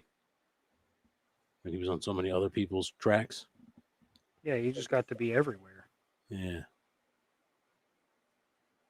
That's sick though when you're that in like your voice or some shit is that in demand. But they're like, this guy's got to be on most of the hip hop tracks.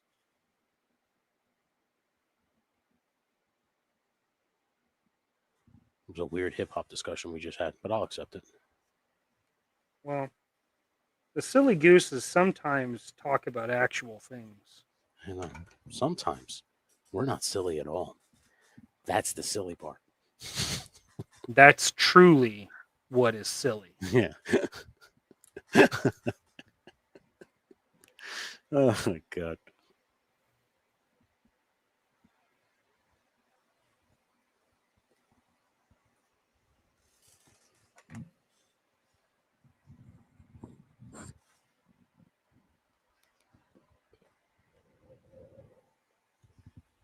Just when I think this weed is done, I get a nice big fucking hit, and I'm like, "You're not done.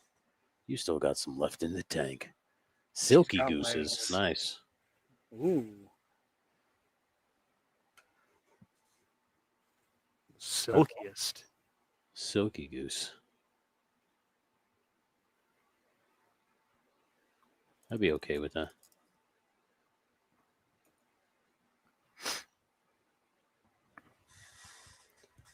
When I have you featured on my next jazz album. I'm like the fourth member of Boys to Men that just talks all the lines with the deep voice. Mm. You know, girl, you know what we've been through. He's just say stuff. I just sounded like Lonely Island when you did that. Yeah. Girl, you know we've been together such a long, long time. Such a long time. My favorite Lonely Island song is Space Olympics. Space Olympics is your favorite? It might be one of my yeah. Wow. And I have a boat. Well, I'm on a boat. Yeah, I'm on a boat. It's pretty funny. Turns out Michael Bolton is a major cinephile. Yeah. You complete me. He had just seen Pirates of the Caribbean, right? Mm-hmm. You ever see that? You see the music video to that? He's like, have you seen these Pirates of the Caribbean films? They're amazing. You're like, yeah, we've seen them. And then that's when he starts singing about it. Oh, yeah. Oh, my God. This is the tale of Captain Jack Sparrow. They're like, what? They're like, what? Like interrupt him, like, all right, now it's really time. Yeah. He just keeps interjecting. I love it.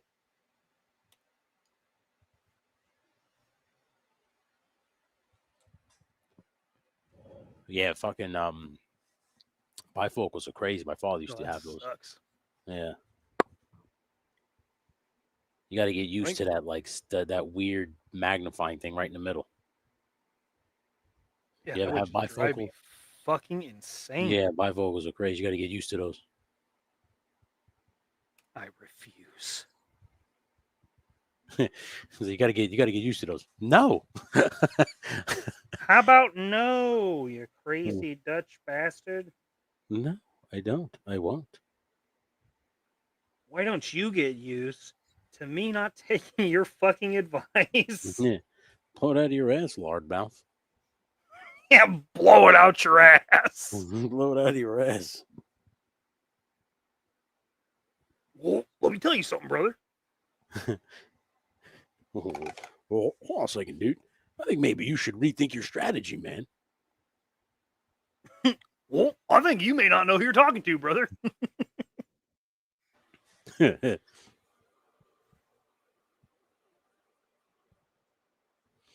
Okay.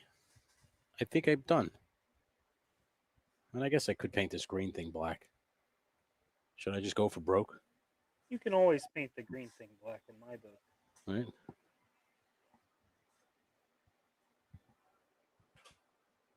Might as well. I mean, why leave it green?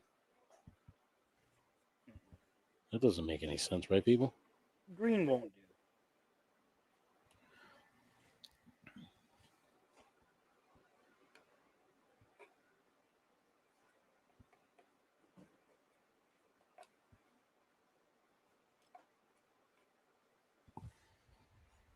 Hey, lady. You're so cute. I love you. Why you get so quiet? I can always tell when she gets tired. All of a sudden, it's like all quiet on the Western Front. Time for a nap.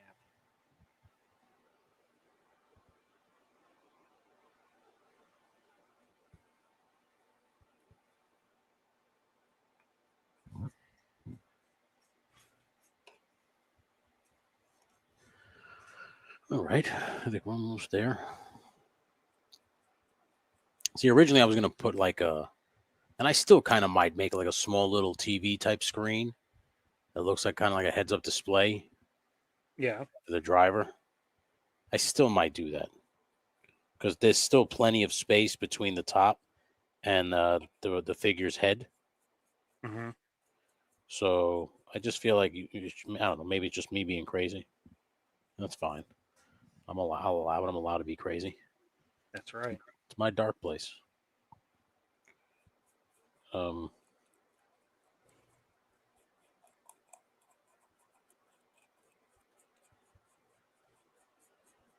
we go. It's the kind of thing you expect when you live with a fox. Yeah, very true. Although sometimes she does act like a cat. You know, like sometimes like you'd be petting a cat and it just loves you, and then like a second later just bites you. Yeah, the cat trap. Yeah, that's she's very good at that.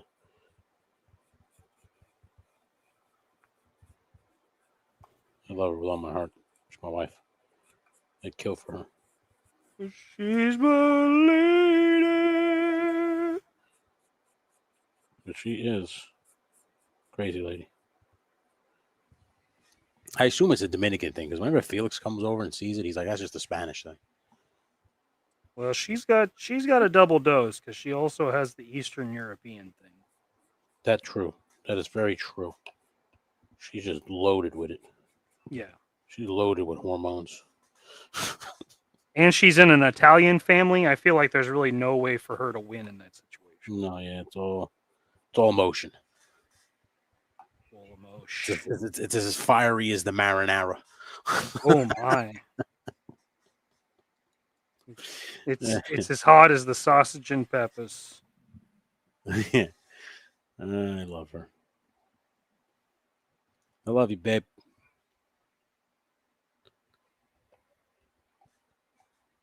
I don't know if she heard me. Oh, she heard you. She can't I love you. There See? you are. Hey, babe. I told you. She knew.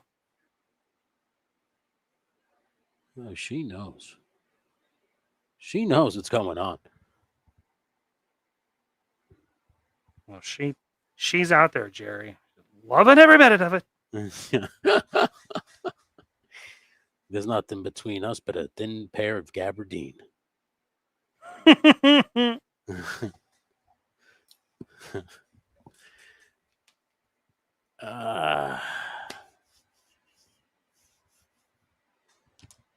you go. Now it's all darkened. Got a little bit of say. So now when I pop it back on, it's gonna look pretty fucking good. Pretty fucking Noise. good. Freaking noise. Fucking good. Let's just clip it on. And then there you go. Well, how do you like that? Oh, baby. Well, I got to be honest with you, Tony. It looks so good. You're such a good painter. Dominique is such a lucky goyle. Now you're gonna agitate her. Yeah, I'll be right back. I gotta paint my brush. I gotta wash these brushes.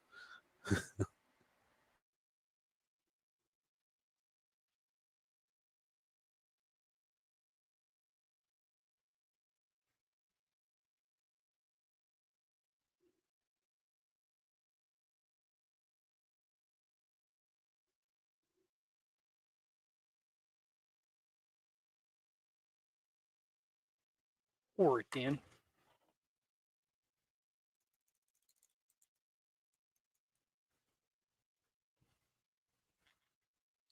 Yeah, Fox. You're probably gonna have to. I mean, we all assumed that you'd have to fight her at some point. So, I guess now is as good a time as any.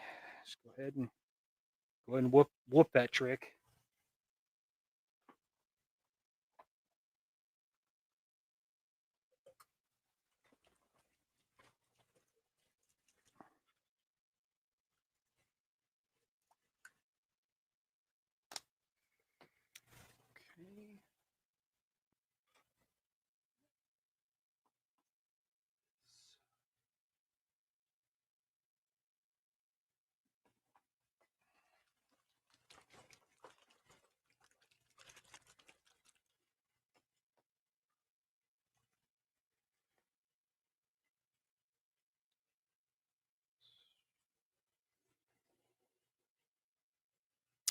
Okay. It's a Festivus for the rest of us. You damn right. I'm back. Guess who's back? Okay. Fucking A. Oh, God. My back is like killing me. Been having a lot of back problems lately, Mikey. What's that all about? I don't know. I've been having a lot of back spasms as of late. Oh, I hate the spasms. Yeah. And they get real bad, like they seize up.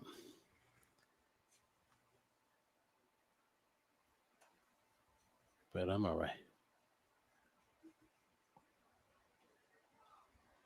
I also have been walking a lot because I'm trying to get back into shape a little bit. Uh-huh. Yeah, after this whole shit with my pops, man, I kind of fell off that train. That'll do it. That'll do it. Yeah, so I'm just getting back into that.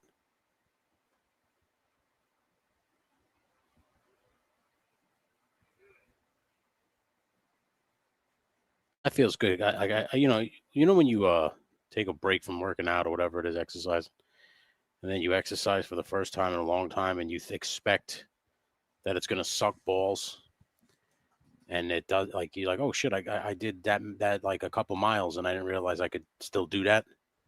Yeah. I had that kind of day today, and I was very proud of that. Oh shit! Nice. Knocked out 4 miles, just about. Attaboy. And so a little over an hour. No, actually in an hour. It was in an hour, yeah. So I was very proud of that. I haven't done that in a while. So that's the standard now. That's usually how I do it.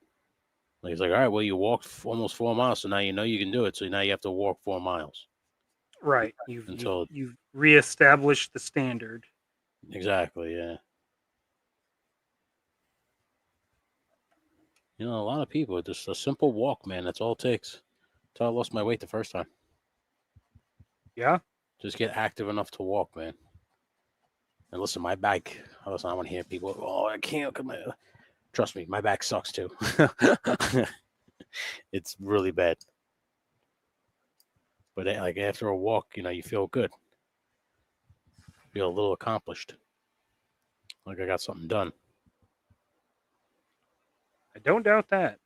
Yeah, yeah. Yeah, I used to when I was going to the gym, I would bike for about the first 20 minutes I was there. Okay.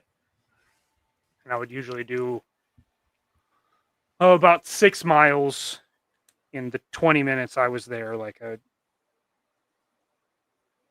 And then I would feel like, all right, I've got a head start, heart's racing. Let's lift. Like let's get into it. Yeah, yeah. I unfortunately can't lift anymore. That blows. That does blow because that's the fun part. I guess, yeah. I mean, for me, some people don't like it, but I always did. Yeah. That's one thing I for sure agree with you. You have to like the gym. Oh yeah. You know, in order to, like, if you don't like it, you're not gonna enjoy anything. Well, like anything, like if to stick with anything, you've got to enjoy it. If you hate it, you're gonna find any excuse you can to not do it. Yeah, absolutely. Yeah. You know, if you pick some fucking crazy strict diet, like no, you're not gonna stick with it. You're fucking miserable all the time. Yeah. That is right, Machine Man. Stretching is important, so you don't have an injury. That is true. You gotta stretch.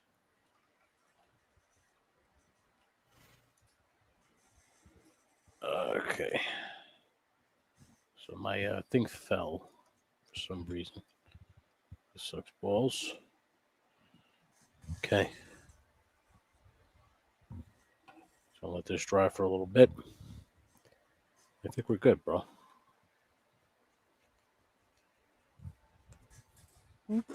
Yeah, I think I'm going to invest in because I have a small compressor out in the garage for airbrush, but I just don't have the airbrush. I think it's time because I really think I could really spice this kind of stuff up with an airbrush. Sure, right? Yeah, definitely. Yeah, it's a game changer for sure, dude.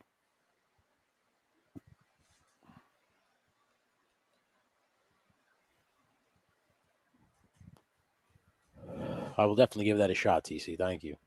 Yeah, because my back is fucked up. My legs are sore, but in like the good way. Like you know, when you work down, you're like, oh, it feels good. That's how my legs feel, but my back is just seizing up like a motherfucker lately. It's even making like sitting. It's like you just gotta keep. I gotta keep moving. Like my spine feels like it wants to scream at me. It's like, oh my god! Sorry. How could you do this? Yeah, it's like, you fucking idiot. It's like, I'm sorry.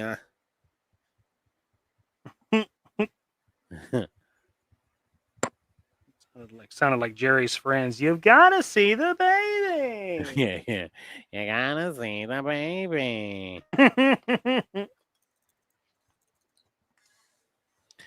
I like how they always hate their friends. Well, yeah. They never really like them. No. Except the what's the one where they call him the something? What the fuck? Oh, Maestro? No, not Maestro. The friend they have. He's like, you gotta love the fuck. What is his name? The Drake. Yeah. Kind of like off and on with him. Like sometimes they're fans. I'm off the Drake. Hate the Drake. Hate the Drake. Hate the Drake.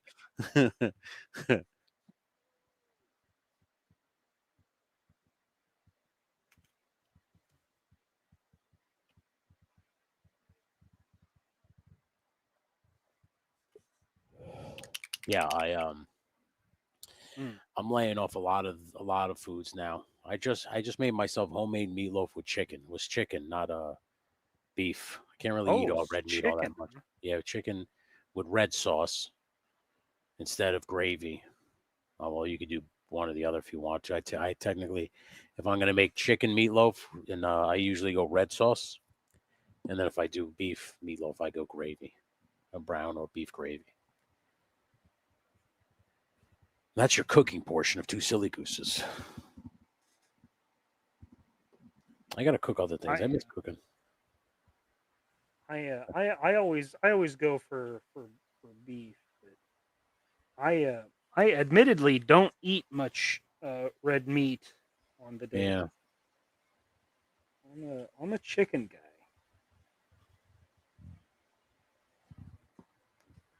I will say, I have been taking like full cloves of garlic and just sticking them in the top of the meatloaf, so it just kind of breaks down in the meatloaf. Yeah. And man, oh man, is it good! Really, just like and like the even the, like some people would say like the chicken or does it dry out faster? It does not. If you do it right, it'll be nice and moist the whole time, and you can eat it like 2 days later, and it's still good. Like meatloaf is a good leftover meal for me. I agree. You know, so it's got to be able to be good 2-3 days later. So that's why I always try to make it as like, and I always tell my wife, whenever I put low effort into it, it always seems to come out the best. Like, cause you're just like kind of just going with the flow. You're not like trying to overthinking. Overthink it. Yeah. So I've done pretty good. I've had pretty good success rates with meatloaf. I like cooking my meatloaf in muffin tins. Okay, I see that. That way you get crust on each one. You get a little bit. You get edge all the way around it. I'm a fan of the edge pieces. You get the caramelization of the beef on there. Yeah, I don't do the crust part. So I use a roasting pan, a glass roasting pan. Mm-hmm. I make my meatloaf right in there, and then I just make a log right across. Then I pour my sauce around it. Then I put aluminum foil on it. Oh, you put the sauce on it? Yeah, and then cook it in the sauce, and then like everything breaks. Because listen, like for instance, like we had noodles today. So if you wanted to take some of the sauce, put on your noodles, you had the opportunity to, because they all broke down in the oven. And then I take the aluminum foil off with like 10 to 15 minutes left, and I let the sauce kind of cook on top of that log. Well, I'll be damned. Yeah. Yes, Mom, that's true. Way less cooking time. Oh, and the muffin tin? Yeah, that's true. Yeah, I let my meatloaf cook for like an hour and a half usually. Yeah, takes time. Yeah, it's very consuming. You can cut that at least in half with the muffin tins. Definitely another advantage that I found. Yeah. So now here's what I would do with the muffin tins. I would get multiple muffin tins so everybody has their own meatloaf. You see what I'm saying? So you just take the muffin tin, you flip it over, and you go, that's your meatloaf. Well, it's not a bread loaf like muffins, like yeah. they're like meatballs. Like that's how it. Everybody gets their own. Just stick it on. That's why I like it. Yeah. And then I can get the drain off right into the pan and make the gravy. Oh, see, I like where your head's at there. That's a brilliant move there. Thank you. That's a brilliant move. Yeah. See, because what I do is I make homemade gravy sometimes, or a little bit of chicken stocks, flour, whatever, make a roux, and make gravy, and then pour that gravy in with the meat, because the meat's going to break down with it. It's going to make it even thicker, and you can just use that for your mashed potatoes and shit. If I use brown gravy with beef meatloaf, I usually make mashed potatoes with that. You got to have the mash. Yeah, it goes hand in hand. But chicken meatloaf, you could kind of fuck around. You can use noodles. You can eat with rice because it just has a different flavor. It doesn't. Well, especially if you're cooking them in red sauce, it's essentially like meatballs. Like meatballs, you're cooked in the sauce. Yeah. Yeah, that does lend itself to a lot of different ways to go about it. Yeah. I would have died without you, babe. I would have starved. Yeah, it's true. It's true. So side channel with JMK Custom Cooking. I'll get down with that. I had a cooking channel. I had a cooking show called Cooking While Baked. True story. And I would get baked, and then I would just cook something, and I would just, like, for instance, I made pancakes where I made a stack of pancakes, but the two in the middle I cut holes into, and I put Reese's cups in the middle, and I didn't put that in the oven, and then let that, like, the Reese's cups and the peanut butter melt. So when you cut it, it was like a lava. It was like a lava cake. You beautiful bastard! You son of a bitch! Yeah. That's I made pretty homemade waffles and like made an egg sandwich out of that instead of like using bread. I said, Okay. use waffles, and I made homemade waffles. So I do pretty good when I get high. Yeah, cook them while baked. I don't know if it's still around. I got to look for it. I mean, that's essentially how I cook anyway. Like, very few things do I use a recipe. I cook with the force. Is what. I go with it. Yeah, I'm the same way. Mm-hmm. I'm the same way. Like, let's see what'll just like open the spice cabinet. Yeah. And I just feel, with like the force. I just feel it. It's like, all right, today I'm going to use cumin. I think I'm gonna try this, and just yours like, do or do not. There is no try. It's like, yeah. Goddamn right. I'm gonna use the paprika. You're right, Yoda. I'm doing it. I'm doing it. I'm doing it. Yeah, I got time for time. Yeah. Let me tell you something. Those pancakes are worth it. But I'll tell you what, they're the richest pancakes I've ever eaten. So, you're incorporating, fucking Reese's. Yeah, that's gonna be. So just be prepared for that. But they were good, and they were good. You can put marshmallows. That's too much for me. I'm a simple man with the pancakes. You know what I'm saying? Like, if you want to cut a hole out of chocolate pancakes or graham flavored pancakes, I want to say, I guess it was a cinnamon, right? And you could put marshmallows in the middle. Maybe put some chocolate on top, and you get yourself s'more pancakes. There's many things you could do with pancakes. Your pancakes are the absolute best with crispy edge. Yeah, exactly. You know why? Because you got to oil the pan every time. If you oil your pan every single time when you put the batter on, you'll get that crisp edge on a pancake every single time. And I'm talking about, like, I lay it down like this, then I oil the other side, and I flip it right back into the oil. So you get that crispy edge every time. Every single time. Yeah. I almost had a food truck. I swear, I was a sea hair away from getting a food truck. You still got time. You got time for food truck. That's usually something that happens in your 50s. You got time. Yeah, it's last resort shit. That's retirement money. You're building up the recipes right now. Yeah, that's retirement money, babe. That's retirement money. Oh my goodness. I do, Cliff. I do bake. I cook with the heart. I do too. If you're not cooking with your heart, you shouldn't be cooking. Yeah, I saw that's survival cooking. That's no fun. I've been watching this guy, Outdoor Boys, and he makes bread out of a bag. He just puts everything in a fucking Ziploc bag and I've seen that. And I want to try that bread. I was like, I want to try to make it this way because it looks like so easy to make, and it just looks so like he throws honey butter on it. So he just throws a stick of butter in honey and then puts that over the open fire and lets it melt the butter. And then he just spreads that over fucking bread that he made from scratch. It's like, this motherfucker. Jesus Christ. I heard his channel isn't active anymore. No, he's helping his son now. His son has a channel now. That's okay. And he's helping his son. Oh, that's cool then. That's cool. Yeah. Well, maybe, are you kidding me? He's got 16 million subscribers. That guy gets millions of videos. He was saying on that video that like 8 billion people have watched his videos. It's like, that's just crazy. Ridiculous. Yeah, it's like, Jesus Christ, dude. Mad people watch this guy walk through the woods. We watch it every day. My cats love that fucking guy. Yeah. Crazy numbers, too. Yeah, he's a great background noise show to put on. Because I inadvertently learned things from him.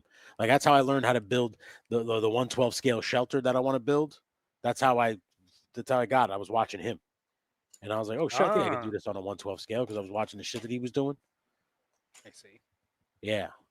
So I love that show. I love that channel. I think it's a great channel. There's weird ones out there. I watched one about ants. Like fucking like the bug. It's got ants. Does Woody Allen voice it? No, it's a great movie though. That's a great movie. Not a lot of people know about ants. Yeah, that's a great fucking film. I like the fact that the paint put some layers on this hole now, and now the stick stays in place now. Ah, yeah, nice. Because of the paint. I was hoping that's what it would do. Shimmed it up with the paint. Yes. That's right, motherfucker. You tried, you son of a bitch. You bastard. You bastard. 30,000 feet above your head, you bastard. All right. There you go. My mech is ready for freshly baked props now. Boom. Thanks, Mikey. Thanks to Silly Gooses. Oh, you're welcome, you bastard. You're welcome, you bastard. I put a little gun over here, too. I don't know. I didn't show anybody that. I put a little gun here. I'm going to put a hose that goes to the arm to make it look like it's a flamethrower. Ooh. So, yeah. I think every mech should have a flamethrower. I think it's just necessary. I would not argue with that. Yeah. Necessary. Is it necessary to drink my own urine? But no, but I do it because I like the taste. It's sterile, and I like the taste. I like the taste. Yeah. So on these handguns, I painted a color gauge so you could see like how much left's in the magazine. Right on. That's awesome. Green to red. What do you think about that, Jacob? That's awesome, dude. Tall grass got to be in bad neighborhoods. YouTube trap videos. I've been watching like those stealth camping. You ever watch stealth camping? What the fuck is stealth camping? This one guy camped in the middle of a roundabout. What? Yeah. Yeah. I think to myself, like, motherfucker, you got a house. Why are you doing this? Like, go live in your house. Like that's what it's for. once you stealth camp in the place you pay taxes to live in. Yeah. Steve Wells, how the fuck do you know Stu? Goddamn. Stu knows everybody, dude. Yeah, the fucking guy, dude. Stu has all of the knowledge. Love stealth camping videos. Rip crazy neighbors. Did he die of something? I don't know any of these people. I'm sorry, I apologize. But I've just been discovering this. Like I watch these guys that own like the vans they live in. You ever see that shit? Yeah. These motherfuckers got vans that they live in, and you're just like, well, how the fuck? Like, God damn, you just live in your van. It's fucking a mind blow. I always wanted one of those so that if we like decide to go somewhere, we have somewhere to always stay. We don't have to worry about a hotel. That's what that's the kind of thing I would use it for. I would never just live out of it. It's crazy to see that people just live out of it. Steve has they seem pretty happy, dude. They seem pretty happy with their lives. Well, yeah. Well, think about it. You never plant your flag. You're always driving around. You're seeing the whole country. You could live literally wherever you want. Hell yeah, brother. You know? Yeah. It's crazy. Dude, that guy, I was watching him. He was camping in a roundabout, and it made me laugh. Then he made a like a stealth truck made out of. It looked like it was made out like it was carrying pallets, but it was like a bedroom inside there with like cameras all around. That's fucking insane. Yeah. Dude, my biggest issue with stealth camping is you can't really take a second to relax because you're constantly worried about someone finding you out. Right. You know, so you're constantly like looking over your shoulder, like, did they come yet? What? Huh? But I guess most of the time the worst thing they're going to tell you to do is move. Yeah, it's going to say you can't stay here. Yeah. Yeah. Like that's not really like a repercussion. You're just like, all right, I got caught. I move on. You know what the problem is? There's no humiliation or anything with it. They're just like, hey, you can't sleep here. He was making jambalaya in a crock pot. That's what makes me laugh. It's like, wait a minute. You have a fucking camera system to make sure nobody sees you, but you don't think no one's going to be smelling the fresh jambalaya that's steaming from your fucking truck? You don't think no one's going to say, what is that, like, delicious smell? Like, Jesus Christ, what's coming from this guy's truck? Yeah, but, like, narrowing down, like, where it was coming from would be tricky as fuck because the roundabout's always moving. I guess, yeah. Oh, see, that's very true. I'd be afraid of a drunk driver ripping through the roundabout. Yeah. Yeah. Or the way roundabouts are designed, it's so that like emergency response doesn't have to take the curve. Like they can hop the curbs and stuff. Yeah, it's crazy. He was You know, like on in the, this on the little, outside. he was in like this little fancy like decoration like of like bushes and flowers and shit. That's pretty funny. Yeah, that's where he was. There was some channel that did a dial of the roundabout he camped in. Oh my goodness, you find that? Crazy. Yeah. You find that, Dave? You send that to me. I want to see that. That sounds Yeah. wild. Yeah, that's funny. Right on. Yeah. Where do they sell these things? Did anybody know where you could find these still? Were they at Ross? I think they were at Ross because I think that's how fucking Shane got like 10 of them. I think that's where I saw them. Yeah. Yeah, right. So I would pick them up, man. You can fuck around with these things. I actually have Breaker. The only thing you got to do with Breaker is you got to take his leg things off, like his pouches on his leg. You got to take those off in order to get him in. But he fits in once you take that off, and he fits in good. Let me see. Take the things off. I was using him for play motion. I finished my my play motion for the fall Touchgrass challenge. I just have to add all the sound effects and voice it. It has it's GI Joe and Marvel, if anybody's wondering, because I'm continuing to establish my Rise of the Mutants universe, and this is how I'm kind of doing it. I'm going to do it with a bunch of like one hitters. One hitters, I call them that. Like it's my own fucking. So basically, what I do with it is I just take this thing off, put it off to the side, get his legs in first. Then you got to get one of his arms in, and then the other arm will go in after that.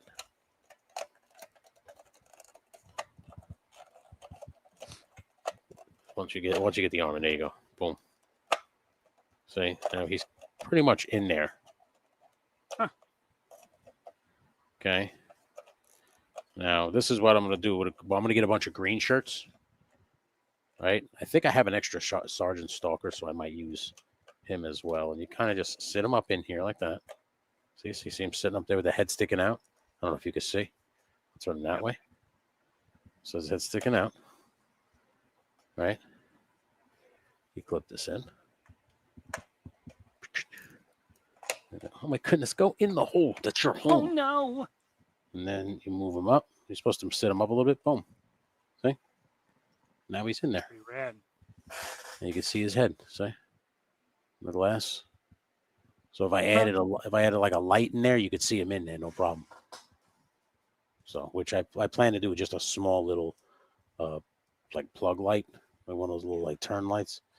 But they fit in there, no problem. That's pretty dope. It's pretty sick, man. Like I said, I was hoping that I could find a use for this thing because we got it for so cheap, and I was able to find it. So if anybody has these things, wants me to modify for them, again, I will be doing commissions, but you would have to send me your this thing. You would have to send it to me, and then I could kind of wing it, or if we have a game plan, because I have two more, and I'm going to try to make different cockpits. So that it just looks like one. Somebody suggested a bubble top. I'll try. I don't know how feasible that'll be, but I'm gonna try that, and I'm gonna try to make this come down a little bit lower because there is a lot of distance between his head and the ceiling. So I think I can bring it down just a little bit more. So this will be on more of an angle. So I think I'm gonna give that a shot. Woody said something about make it more on an angle, like make it come out this way and up this way. Mm-hmm. So like I'm gonna try different methods on the next two, and see what I can come up with. Nice. Yeah. I haven't started the Touchgrass challenge, but I'm pretty sure it's gonna incorporate this guy. You son of a bitch, dude! I've been looking all over for that thing. That thing looks so awesome. Is it awesome? It's pretty awesome. Yeah, right, dude. That's so sick. Say hello. That counts as a crossover. I'll accept crossover. That counts as a crossover. That's GI Joe. Yeah, I used this Captain America. I have him around my table because I was doing it today. Bucky Cap. Yeah, Bucky Cap. Yeah, so Bucky Cap with a couple of Cobra villains. So that thing is awesome. He didn't come this way. Like I didn't see him at my Targets or anything like that. That T-Rex. He's awesome. Yeah, that's Zach, awesome. Zach brought him for my birthday. Oh, happy birthday, bud. That's great. Yeah, thanks. That's a great fucking birthday gift. Kudos. It really is. He's freaking Kudos. sweet. Zakanin. Zakainen brought me a dinosaur. Zakanin. Kudos on the dinosaur. We appreciate you and your whiteness. Thank you for the dinosaur. We appreciate you. Dino Sour sounds like a delicious cocktail. That's right, yeah. That's I'll have a Dino Sour, please. What, Dino Sour, please? It's just a whiskey sour, but with 2 lit cigarettes on the rim. I thought it was just be an amaretto with just extra sugar. It's super sweet. Yeah, it's like Jesus. It's actually a paste. It's mostly sugar. Just syrup. It's just a mostly like it's corn syrup or some kind of caro. It's like some corn syrup with a little amaretto on it. Yeah. It's delicious. It's fantastic. Shines bright like a diamond in the rough, Zakanin, and damn right. That's true. Shine bright like a diamond. He is a diamond. That's He Zakanin. He is. The Z-Man. That's another name I came up with. He's my good time boy. Yeah. My sweet cheese. He's my sweet cheese. My rotten soldier. My little rotten soldier. My good time boy. My good time boy. He hit me up and he was just like, "These are my nicknames that you came up with." I was like, "Bud, you forgot like 2 or 3." I was like, "Come on now." You forgot. I think when he did that, I think we were literally sitting at dinner. Yeah, I figured. Yeah, like talking to my dad, and he was like, "I think I have like 20 nicknames." Started going through them. I'm like, yep, that sounds about right. I said, "You forgot the Vault and White Balance." Oh my God, Zakanin. I appreciate him. We do. He's a good dude. Oh my God. See, like I said, all this mech has to do is swivel. If the legs would swivel, oh my God, this thing would be perfection. He'd be the tits. You'd be like, "Oh shit, I need this." Like this, I don't think this wouldn't have been easy to come by had it had a little bit better articulation. Mm.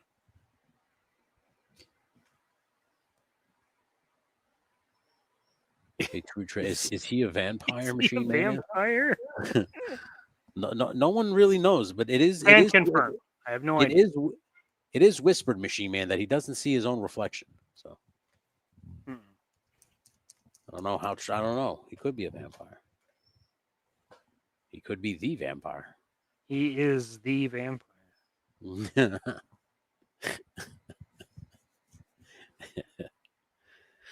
Oh my goodness! Do you think that this is a shot in the dark here? I could be way off, bro. But that Captain America Gameverse buck, that's a new buck, right? I actually do not know. Because could it be this Captain America buck? Because he has butterfly joints. It definitely could be. What's his does he have the ab swivel or is it an ab crunch? Ab crunch. I think that new one's a swivel. And he's got the swivel. Are you talking about like the weird fucking like curve at the chest? Uh-huh. Oh, that's what it is. Okay. I kind of like the ab crunch. Which one do you prefer? I'm a swivel guy. I don't care for the crunch. I like as long as they turn at their abs and they crunch. I'm okay with it. The swivel kind of annoys me sometimes because it only goes but so far. I figured with you being doing the photography that you would like the swivel as well. I do. I'm okay with it, but sometimes it hinders some of the like I noticed some guys take the like that top half of the body off and they cut the plastic out inside it and put it back on. I think maybe I have to start doing that with some of those kind of swivel things. Like for instance, some of these heads, Like I want to pop this Captain America head off and then just kind of cut the neck around so he has a little bit more. Because I don't think he has range. Yeah, he doesn't have the neck. I think it's on a peg. Yeah, the pegs really fuck up neck articulation. Yeah, I agree. I think those are good in theory, but you don't get any range. Like, there's no way your figure's looking all the way down or all the way up if you have those pegs. You can't, yeah, because this Captain America can't look up, and it should. Yeah. Which, for realism, is fine, right? Like, you don't have that much mobility. But when you're talking about superheroes and dynamic poses, you need the extra. You need to be able to do that shit, yo. Come on, guys. Especially Spider-Man. Don't put him on a pig. I can't believe they made Maximum Deadpool, not Daredevil. It should have been Daredevil. I agree. Like, I feel like that was a missed opportunity. Total jabroni move. Yeah, because I think a lot more people would have clamored for Daredevil over Deadpool.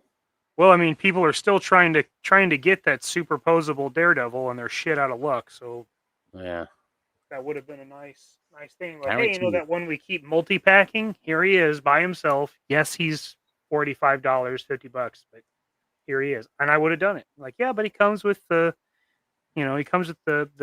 weapon and like extra, like, different kinds of like string poses and stuff, and hands and a couple different heads, maybe one where he's fucked up a little bit. You know, Kingpin smashed his head into a fucking brick wall. Yeah, that would have been nice. But they don't care about it. Okay, with like if they came up with like a diorama piece for him where it's just like a big cross, a steeple. Hey. Yeah. Yo, Joe Jerk's in the house. What's up, buddy? Yo, Joe Jerk. What's up, buddy? Maximum Thor. A lot of people are saying that, and I agree with it.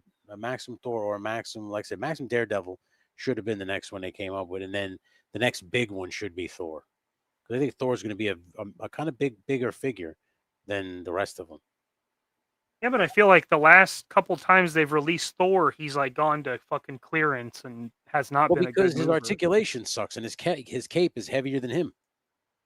Well, that is true, but they're like not what I did. That. What I did with the Thor from the Destroyer pack and the Retro Thor was I immediately cut the capes off and I made my own. Like I made my own wired capes. If they were going to do soft goods, that'd be beautiful. That's what I'm saying. Hell yeah. And this might be just selfish talk, but I would prefer a Maximum Gambit with a soft goods coat that could have absolute maximum articulation. Because if anybody should have dynamic posing, it should be Gambit. Yeah. As well as like Nightcrawler, Daredevil, and Spider-Man. I think those are the four that you really should be able to. Then you can get to Deadpool and the rest of them. To me, that's like Deadpool's like if they made a Maximum Wolverine. You're like, are you fucking kidding me? You know, like that to me at that point would be like, nah, you're just being dicks. Yeah, I mean, I do like the new Buck and how he looks like he does in the comics now. That's cool. Yeah, but I don't think he comes with enough stuff to justify the price point. You talking about Wolverine? No.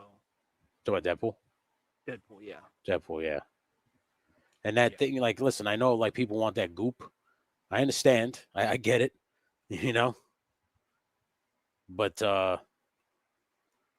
it's just not worth it for me to like a Maximum Deadpool. I would have much preferred a Maximum Daredevil. I think you would have gotten my money with a Maximum Daredevil.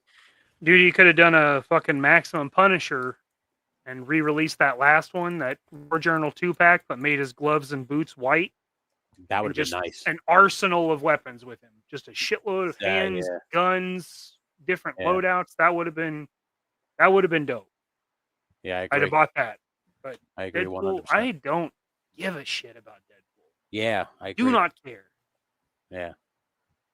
Wasn't Thor and the Thor, wasn't that Thor and Destroyer? The Thor and Destroyer 2-pack wasn't terrible. No, he's fine. He's not bad. You just got to cut those capes off, and either buy a wired one off eBay or make it yourself. And I'm telling you, you won't be disappointed. Once you put a fabric cape on that Thor, he's not that bad. It's just the cape. It's the cape and the stupid long hair that hinders a lot of his articulation. Yes. Yeah. You know, and I wish they made the soft hair like they do with Blanca from fucking. Where they make the soft hair and put the cavity right back there, so it's got a yeah. little At least it'll compression. move a little bit, and you can get a little bit more pose. But Yeah. you know, I think that's his only issue, really. I know it's not Thor. I know that's what was it, Eric something Thor, that one that came with Destroyer. So it wasn't like the retro Thor. That's Thor. It's the one guy. That's the guy who found the hammer and became Thor. I always forget that. No, Eric Masterson or some shit like that. I don't know how to remember. You talking about Thunderstrike? No. There's a point in like the mid-90s, early 90s where this guy picks up Thor's hammer and becomes Thor for a time. And that's the Thor that came with the Destroyer. That's the 2-pack. Yeah. I didn't realize that. Yeah. So, but I He's like that Thor. version. I like that version because he has a beard and he looks badass. Yeah, so I like he looks like a Nord god. Yeah. So I'm with it. I like that Thor. And then Jeff Wheat had the hammer spin thing that came with the deluxe Thor that was a Target. Yeah. And so I got the sweet effect. So I put that with my Destroyer Thor, and that's who's up on the shelf. I mean, that's fucking perfect. That's my Thor, man. That's it. Yeah. Like I said, I mean, a Maximum Thor would be cool, but I mean, how much dynamic posing does Thor need? He's a big meathead. Yeah, he's just a giant dude. Now, unless you like made it a little more customizable, like if you had a set of like chainmail sleeves and then bare arms, you could swap out the arms a little bit. Okay, now you're talking, and do like a little more modern get up, you know. Yeah. That could be cool. You know, you could make it deluxe, but as far as improving the body, that's pretty good. Yeah, the He's one they good. got is pretty good. Yeah. Like I said, I think certain figures should be maximum because those are the ones that you want to see in the dynamic poses. Well, if they were going to do it, I would really like to see them have cloth goods, and I just don't see Marvel doing it. No, yeah, they're real sons of bitches, aren't they? They are. Real fucking sons of bitches, goddamn bastards. Bastards. Marvel, you sons of bitches. You sons of bitches. Bastards. Just leaving money on the table, you bastards. I can do this now. I don't know if you noticed. How cool is this? Little crossover appeal right here. Oh, that's nice. Captain America riding on this fucking thing. It's like a super stomper. Exactly. He's like, we have to search in to destroy the Cobra base. Let's do it, Breaker. He's in there right now. Booyah, He's in bitches. there. That's right, you sons of bitches. I got that bastard Breaker in there right now. I got Breaker, that bastard.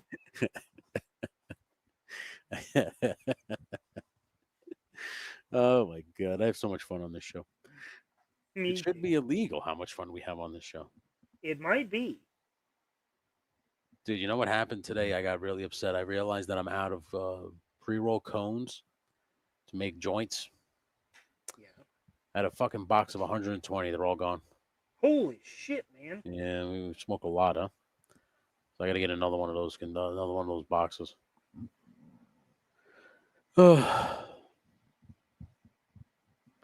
I got to say, this far surpassed my expectations. And how was that thing coming, bud? How's that face coming? It's coming right along. It looks pretty good. He's got a mustache. You gave him a mustache. He's got a mustache. Hey, James Lucas, two of my favorite sons of bitches. That's right, you bastard. What's up, James Hey, Lucas? James Lucas, you bastard. James Lucas and I share a birthday. Oh, well, look at that. Happy birthday, James Lucas. Happy birthday, you son of a bitch. Happy birthday, you son of a bitch. Hey, you bastard. I thought the Thor Destroyer was Walt Simpson's version, but it was only briefly reading. Dude, I don't know. I think, what's his face? Shane said that to me on Smoking Joe's. He said it was like Eric Stevenson. I don't know the guy's name. The guy who found the hammer in the comic. I don't know, but that's who Shane said it was. I don't know who. I think it's a great Thor. I think that, like I said, I think that Thor looks better than the retro one. But I fucking cut the cape off both of them. And like I said, any of those vinyl capes, man, if you just get rid of them, the figure is 10 times. Like, for instance, I went and I got a blue fabric for a Black Knight, and I gave him a fabric cape. He's already 10 times better. I gave a fabric cape to who the fuck did I get? Like Hercules. because I have I have all the Herculeses, like the one in the Mhm. pants and the one in like the retro one in the green trunks. Yeah. And I put a red cape on him, a fabric cape. It looks like the figure just kind of pops now. It just like I said, just if they would just go with fabric goods with the capes and jackets, doesn't have to be everything, just capes and jackets. I think you'd be surprised, man, at how much better the figure would, like, people would go crazy for, like as I'm telling you, Gambit soft goods jacket, fly off the shelves. He'd fly right off the fucking shelves. And I know they could do it because the Toy Biz one had a soft goods jacket that's still awesome. I still use that jacket today. He did. Him and Punisher both had soft good jackets. Yeah. So it's like, I know they can do it. It's like, come on, man, what the fuck with these dumb like the Reed Richards with the plastic lab coat. Like, he can't even bend them now. Like, what kind of shit is that? Like, what am I supposed to do with this Reed Richards? You know, like, That's I just true. feel like you fuck it up when you give him the vinyl stuff because it fucks up. You can't bend. What was even the point of giving them ab crunch or ab swivel if you put a vinyl coat on that makes them not be able to bend anyway? Right. You know, same thing with like the suits. I love suited bodies, but the problem with suited bodies is they put the vest on and that vest fucks up the ab articulation. And it's just like, well, like now it's just basically, why'd you even give him the ab crunch if you're just going to cover it with that thing? Sometimes same thing with the Joes with like some of these vests. You're like, oh shit, he doesn't really bend as fully as he should because the vest is stopping him, which I understand in the real world. If you're wearing a vest like that, it would hinder some mobility. Sure. But I don't know. It's an action figure. Like you said, they should bend how you need them to. Yeah. Yeah, I think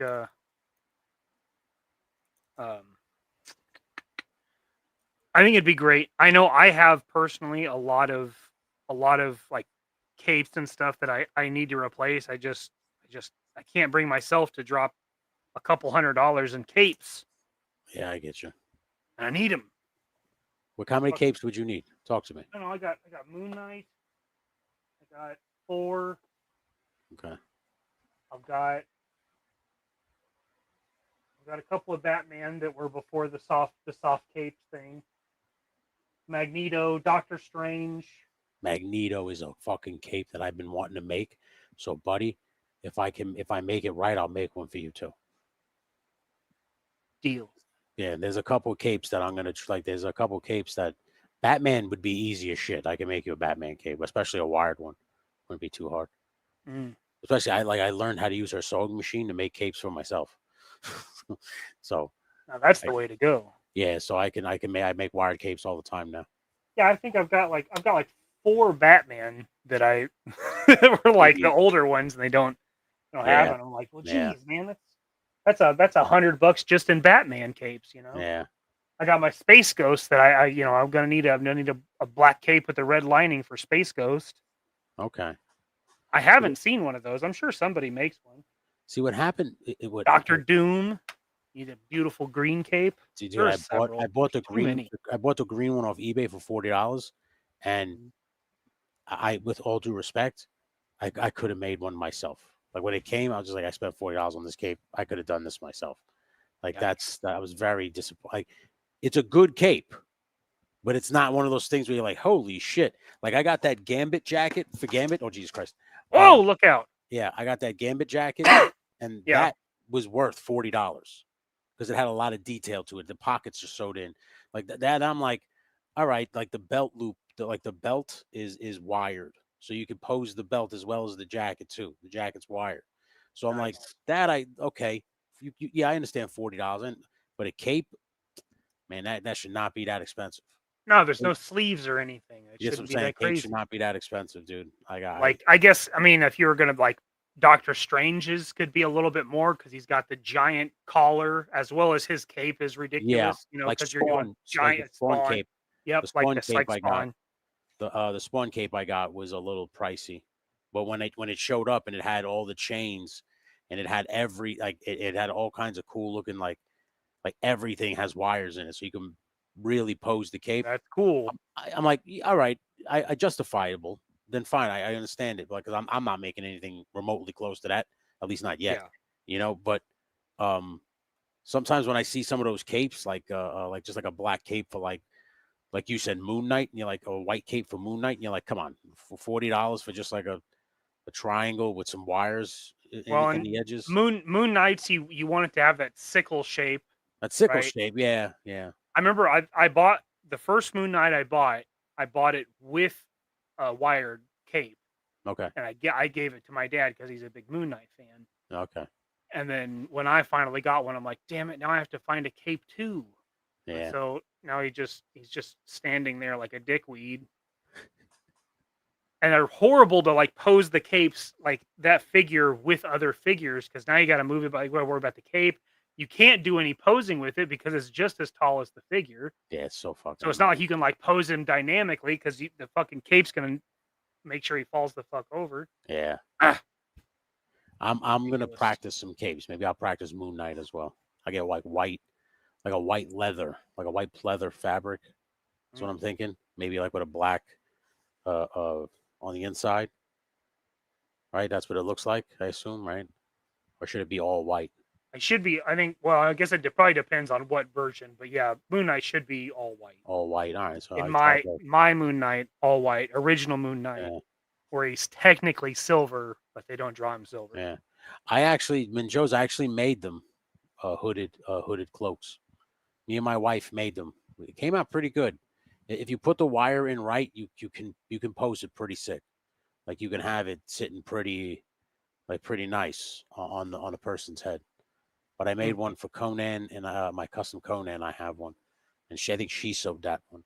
But we since then have sewed so many cloaks. They're a little tricky, but once you get the hang of them, they're fairly easy. Yeah. Maybe I gotta start making them. I was supposed to make them a year ago, and I didn't. Maybe we should start making them again. I did. Yeah, so, I hope you did too, you son of a bitch. Yeah, but it's the cape thing's crazy because like Joe's, you don't like. I mean, there's like a couple like cloaks that I'd like to have for Joe's to do like a sniper or something, But Soups, it's like, fuck. There's so many capes. Mm-hmm. The ones too that really annoy me is like, for instance, that Mystic Doctor Doom that's coming out. He should have a fabric cape. Like Doctor Strange cape should always be fabric. Like always be fabric, and they should never be vinyl. Like that's terrible idea. It is. It sucks. Yeah. Because I like I said, there was a Superman figure that was worth like $100, McFarlane one, and I literally ripped the cape off of him and put a fabric goods cape on him. And to me, that figure is worth more money now. Because it's like you can do a lot more with him because the fucking stupid cape is off of him. Like you couldn't even. There was some McFarlane figures you couldn't even stand because the cape was so heavy they would fall over. Or you would have to use the cape to balance them. Whenever you have to use the cape to balance them to stand, that's when the cape is too heavy and it should not be fucking. It sucks, man. It sucks. It sucks. It shouldn't be. That's when you go fabric. I really believe like if the cape is big, so I'm saying like Doctor Strange, Doctor Doom, when those capes are huge, they should be fabric at that point because they're hindering the figure. And even like do you have Doctor Doom? Do you have the Doctor Doom figure? Yeah.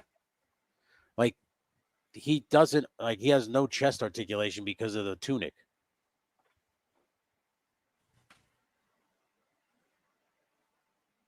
Like here's how crazy I am, dude. I wanted to get yeah, okay. So here's how crazy I am. I have two of these Doctor Dooms, okay? Or three, I think. Right? I wanted to take the arms and legs off this Doctor Doom and put it on the other Doctor Doom that came with Captain Marvel in that 2-pack. Mm-hmm. And then put a soft goods tunic on him so that he has chest and ab articulation. Yeah, that'd be fucking huge. Yeah, so that was one of the customs that I want to do, or the kit bashes, whatever the fuck you want to call it. Because Doctor Doom is fucking gorgeous. I mean, he's one of my favorite. Awesome sculpted figure, but nothing for posability. No, as I'm saying, if you just get him onto that buck, the other Doctor Doom buck, those legs and arms, you could conceivably make soft goods and have a pretty articulated Doctor Doom.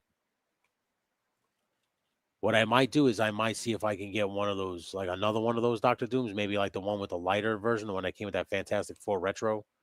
Yeah. The retro car one, and try to do it with that one. Yeah, so you like pose him. His cape's got to be at a 45-degree angle. Yeah, it's so annoying, dude.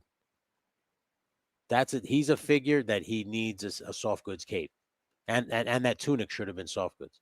At least the bottom half. Oh yeah, the bottom half should have been just so you could sit him in thrones and shit like that. Because you can't bend that fucking stupid tunic. The back part I'm talking about, like when you sit him in a chair. He looks ridiculous. Yeah, it just doesn't look right.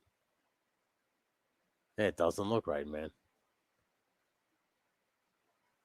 But the arms and legs, the whole sculpt is fucking fantastic, though. It's one of my favorite Marvel Legends. I just wish it had more articulation, especially considering that it's all plastic. Why didn't you just give him an ab crunch? He's plastic.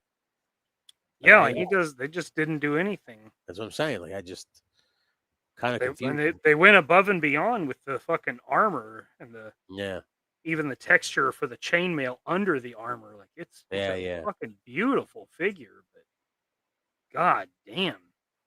It is awesome. That's awesome, dude. So what'd you get done today? All right. Painted both heads. Okay. Right on. You weren't kidding. That does have a Grand Admiral Thrawn. Doesn't it? I think it's the yellow eyes. Yeah. I think I gotta put another coat of blue on his head. I can do that. I got the bottoms of the boots and the gauntlets painted silver. Silver, okay. I put the blue color in the inserts and the gauntlets, so it's got a little color pop there. Justin Booth gifted a membership for you, but you son of a gun. Alpha Red just received a gifted membership. Ooh, well, enjoy that, Alpha Red, and that makes you a new member. Holy underwear! Yeah! Thank you! It is my privilege to extend a laurel and hearty handshake to our new members. This one's for you.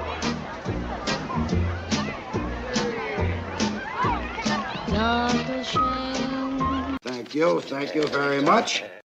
Thank you very much. And for you, this one. It's nugget night. Seriously, you have nuggets? Let me come over? No. All right, new plan. You go eat your nuggets. I'll get my hands on my own nuggets. Don't you worry about how. Oh yeah. GPS lot does have a lot of soft good stuff, but the problem I've got them saved. Saved. But it still doesn't change the articulation on Dr. Doom. You still need to swap the arms onto another buck. That's the problem. Yeah, what would be nice is to get, like you said, a tunic. Mm-hmm. Put the arms and legs on a good body, on a good torso, like Black Panther or something that's got good functioning parts, butterflies and stuff like that. Exactly. Yeah. Put the tunic on it. Put the cape with the hood on it. But now you're talking that Marvel Legend is now a $50-$60 Marvel Legend. That's fucking insane. He's expensive. Yeah. I mean, like once you think like that was a $20 Marvel Legend, and now you're putting $30 worth of soft goods on him. Yep. But I want him to look like Dr. Doom. I want him to be able to pose. I want that fucking cape fucking flowing in the wind. Yeah. Fucking energy beam in his fucking open hand, and Dr. Doom's a bad motherfucker. He should look like a bad motherfucker. See, now that's a figure they should make a maximum figure of. Oh, that would be cool. Right? It's now, like different like energy blasts and but he should have. You could take the tunic off and he would look like Secret Wars. Like he would like be a little more robotic. You'd be like, oh yeah, okay. That's why I wanted to use that 2-pack, because if you at least take the tunic off, it's still Dr. Doom's body. Mm-hmm. So you could still use the armor and stuff like that. But I really believe that they botched that, man. They should have made him more articulated. See, I mean, even that one has dog shit articulation. Yeah, the 2-pack, right? Yeah, that's not great. Yeah, and just a couple years later, you do like Secret Wars figures. And you're like, well, that would have been the best time to do that Doctor Doom. What the fuck, man? And a highly posable one at that. Yeah. Fucking A. I would have made it. I still want to give it a shot. Still might. But I got to do Batman first. I told myself that's my next kit bash or custom action figure. And by God, I'm going to make myself a Marvel Legends Batman. I believe in you. I think so. I think I could get it done. Oh, yeah. Yeah. What do you use to take the decals off the figure? Like if I get Moon Knight, let's say, and I want to take the Moon Knight shit off his chest. I use lacquer thinner. Lacquer thinner? Okay. Yep. Justin Booth is just here for his 15-minute break, but he can't stick around. He will catch the replay. Appreciate you, bud. Don't worry about it. Appreciate you, JB. Appreciate you, sir. Thank you for stopping in. Make sure you hit that like button, everybody. Lacquer thinner. All right. Okay, so you just get a nice, good old can of lacquer thinner and just go to work. And then I just load this guy up with it and use that as I go. Okay. And I use one of these to fill it up. A little siphon. Oh, right on, dude. I got a whole method here. Been there. The whole thing. Whole thing.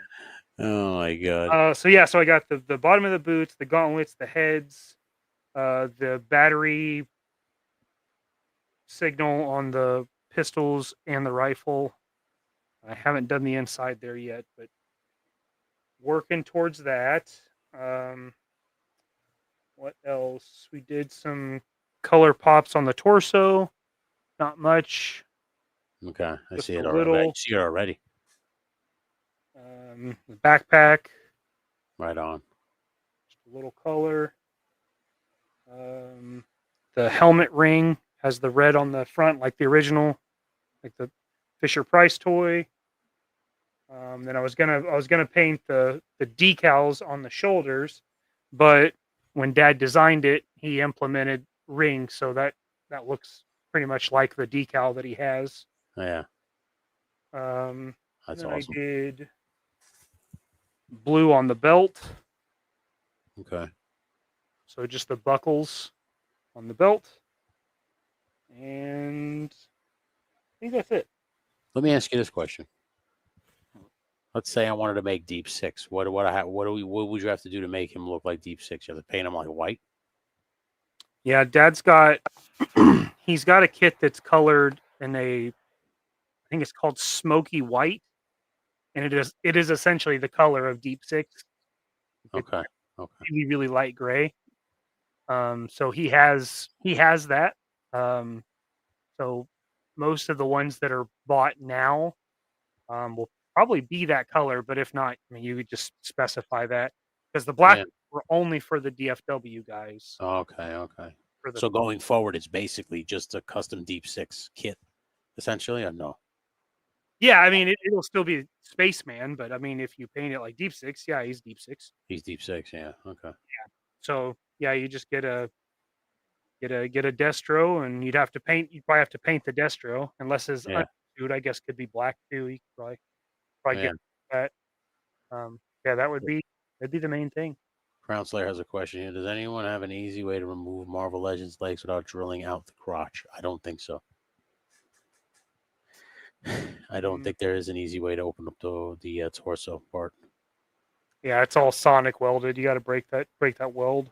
Yeah. I'm pretty sure, yeah. I use chisel tips. Yeah. And risk taking off a finger every time I do it. Yeah, for real. I was using a screwdriver, flathead. I've gotten myself a few times on the finger. That's definitely a good way to take a screwdriver into the hand. Yeah. I did swap Marvel Legend legs and put them on a Vala body. And how did it work? Did it work out good? Oh yeah. Yeah. Was it Logan? He's solid, yeah. That's the MCU Logan legs. Yeah. Is that Marion Cabretti? It is. Nice. Good eye. Yeah. I can tell. He's even got his match. Yeah. Yeah. I could tell by just the sleeves up. Mm-hmm. Yeah, that's awesome. By the way, who's the lucky person that got that one? Who is that? Is that dang? Who is that? That is KB Jodographs. That's awesome, dude. Yeah, brilliant custom. He made the request a long time ago, and I just told him, I was like, I will keep an eye out for parts, and as I move forward, I'll get them together, and yeah, I've got them right here. Dad printed off the J-Matic, his submachine gun, and I'll have to figure out some other pieces. Like he probably needs a harness. I'll have to figure something out for that. Okay. Because he's got like that shoulder harness that the machine gun hangs on. And then he's got. I don't know if I probably won't be able to do the pistol and the waistband because he doesn't have a waistband. So I'll have to give him a 45 and paint the snake on the grip. But that's awesome. Yeah.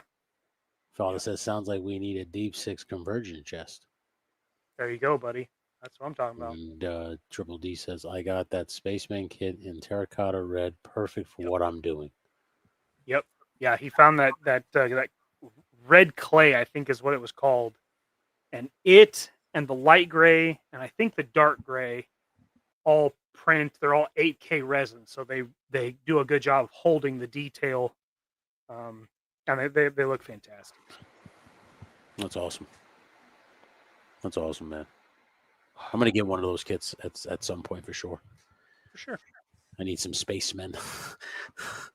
I need a spaceman. Remember that action figure karaoke idea? I think I'm gonna finally bring it to fruition at some point. At the end of the year, by the way. Now that we have all the instruments that I need. I was gonna say you got the band now. Did you? I don't know if you've been to Michael's. They have this piano there now. I'm still considering getting it. I didn't get it. It was in my hands. I should have, but I didn't. But I'm thinking about going back to check because I think that is a 1/12 scale. It's a ceramic piano, but it looks very Elton John-esque, very fancy. Okay. All right. So I was thinking about getting that for like piano songs. I obviously need a good piano, You do, yeah. So I think I'm going to go back to Michael's and get it. Everything was 40% off. So everybody's looking for 1/12 scale stuff. They have a Halloween section, and now they started selling dollhouse stuff at Michael's for 1/12 scale. So if you're a photographer, I was talking to Matthew Matson on Talking Figures on Sunday about it, and he does photography now, and it's just it takes the pictures to another level when you have like actual tangible things like in the image. So if you're looking for that shit, I would highly recommend going to Michael's or Hobby Lobby. Although Michael's was a little overpriced, but that's how Michael's is, Yeah, they price it up, but they do sales regularly. Yeah. It's like Halloween hasn't even happened yet. You put up the Halloween stuff and you already discounted it by 40%. Right. It's like, but it hasn't. We're not even in. Like we just got into September. Yeah, you got essentially 2 months to Halloween. I know, and you're already trying to liquidate. It's selling, yeah, inventory. And That's I'm like, crazy. what the hell? Always makes me laugh. Fucking Michaels. Crazy. Hey, what's up? Frank Demonio's in the house. What's up, bud? It's good to what see up, Doom? What up, sir? Good to see you, man. He needs explosive arms for his gun, if you know. Yeah. Tony, if you happen to find a 1/12 scale egg carton, let me know. 1/12 scale egg carton? I can look if I can find that. Because that's what Cobra has. That's what he's got his cleaning kit in, is that egg carton. It's an egg carton. I can look for that for you. If you see one, let me know, and then I can do whatever. Yeah, I got you. Take a look. If you see it. Oh, thank you. It seems so kind of much, weird. Mr. Kukovich, I appreciate you. Yeah, I will definitely let you know. Definitely, for sure. I started talking to I'm gonna be talking to Spricken Studios this Friday on Talking Figures. Yeah. That's gonna be next week's episode. Awesome. And he just made a video of a dumpster he made. And on the inside, he made like it looked like it was like any dumpster you've ever seen has like puddles and shit inside the dumpster. Yeah. He was able to get that effect. I don't know what he used. I don't know how he did it, but it looks so realistic. Like I was like, holy shit, dude. I was like, I hit him up. I was like, yo, how much are one of those fucking dumpsters? And he told me the price. I was like, that's not bad at all. I was like, so I might be picking up one of those dumpsters from him. Like it looks I wonder if he used like super glue. Like he just like made a puddle of super glue. That way it wouldn't ever. Yeah, it would always look like a puddle, you know. Yeah, it was so sick how he did That's it. awesome. I highly recommend that guy. If nobody knows about his channel, Spricken Studios. He's very, I very good. subbed today when you mentioned him in the Wake and Bake. Yeah. I was looking for him on Instagram, but it doesn't look like he has social media. Mr. Spricken. Mr. Spricken. Mr. Spricken. You have to type in. Yeah, that's how you get him on Instagram. Yeah, he's a very talented diorama. Very fucking good. The other guy I want to talk to is the Al's Figures, because that guy is like the godfather of dioramas. So I want to talk to a couple of these diorama makers, man. Man, that is good shit. A little odd, but awesome. So he should fit in fine. Oh yeah, he definitely has a quirky side. That is a 100% fact. But I like that kind of stuff, And like I said, he's talented. And usually, when you got art, when you're artistic like that, of course you're a little weird. We're all a little weird. All artistic people got like weird quirks and shit. So. Oh yeah. I'm excited to talk to him and get to pick his brain about shit, because he made like a basement or like a factory diorama with like a freight elevator. And the way he shot the thumbnail, I thought it was an actual factory. Like that's how good it looked. I was like, holy shit. He had it lit. I mean, the way he set it up for lights too, because he was making it for somebody. It was for like a photographer. I was like, dude, this guy, he's got a talent, man. And I'm shocked that he doesn't have a bigger following, because he's good. That's awesome, man. Holy crap, that looks so good. God damn, dude. Dude, you really did get the fucking thing pretty clear. It's pretty good. Yeah. No, that looks fucking great. It's not perfect, but it's pretty fucking good. Yeah, man. Hey, it works. Hey, so you saw two Crown Slayer. That was such a great dio. And he's made other ones. He made like Castle dios and other stuff. Like, he's a very talented dude. That's awesome. But that's what, like I said, that to me, that was what Talking Figures has always been about, is getting to talk to people like that and just picking their brain. Like, it was like when I got to talk to you for the first time, and Tony's Figs and Duarte and even Toy Gains, because that's kind of how I found Toy Gains through customizing. Like, I saw a couple of his things that he did with his figures.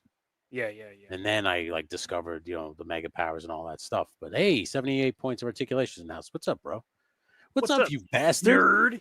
You son of a bitch. You son of a bitch. Thanks for popping in, Welcome buddy. in. You're welcome, bud. But yes, that's how I discovered them. And I was just kind of like, oh, shit. But like, I love watching the customizers, man. You guys always blew my mind and inspire me to try it. That's the thing I always tell people. It doesn't have to, listen, it may not be the best, great welcome. Well, you're so welcome, you son of a bitch. Good to have you here, brother. Yeah, half the world away, you bastard. You bastard. It's good to have you here, man. But yeah, so like, you get inspired when you watch other people. That's what's like, attempt it. It might suck the first few times, but you got to suck before you get good. Like when you first started doing this shit, I'm sure there were times where you're like, what am I doing? Right? Because I know when I started doing this shit, I was like, what am I doing? Like today, for instance, perfect example, Mikey. My wife was at work. I literally call my wife and I go, what am I doing? I was like, this is ridiculous. Because I had like the play motion video up on the timeline, and I'm just like, what are you doing? And then like she's sitting there, she talks me through it, like she always does, talks me off the ledge. And then I just sit there and think to myself, like, you thought that about every other project. And then when it was all done and the sound and the voice and the music and everything was in, you were like, oh shit. So it's like, come on, man. Like you gotta like, apply yourself. You're doing this for fun. You're not doing this, this is supposed to be a hobby. It's supposed to be fun. So just I got some garbage dials. I wouldn't say that 78 points, dude. I've seen your work. It's some really badass garbage though. Yeah. Garbage means awesome. This is opposite day. I didn't know it was opposite day. Oh yeah. Well, he's on the other side of the world. Things are different. Oh, the toilets flush backwards, right? Okay. Well, yeah. he's not in the southern hemisphere, but yeah. Okay. I don't think he is. Yeah, so 78 is one of the guys I need to get something from. Is the shit Zach has is awesome, and dude, yeah, no, I'm ready to start getting some Dio stuff. Start filling out the shelf and just be like, oh yeah, this is so and so's Dio. This is so and so's Dio. Because right now I got 2 Legend series. I got the Alley. I appreciate you. And I got the other Alley. Appreciate you. You get the inner exit, yeah. That's right. That's right. I made it for him. I'm proud of it. I did the Dios, and he liked the them. Dios that he enjoys. That is me. That is me. No, 78 points of articulation. I'm not blowing smoke up your ass. You do great fucking work. Like fantastic work, man. That's true. There's just certain dial makers where you just like, at some point, I gotta have something from them in my collection.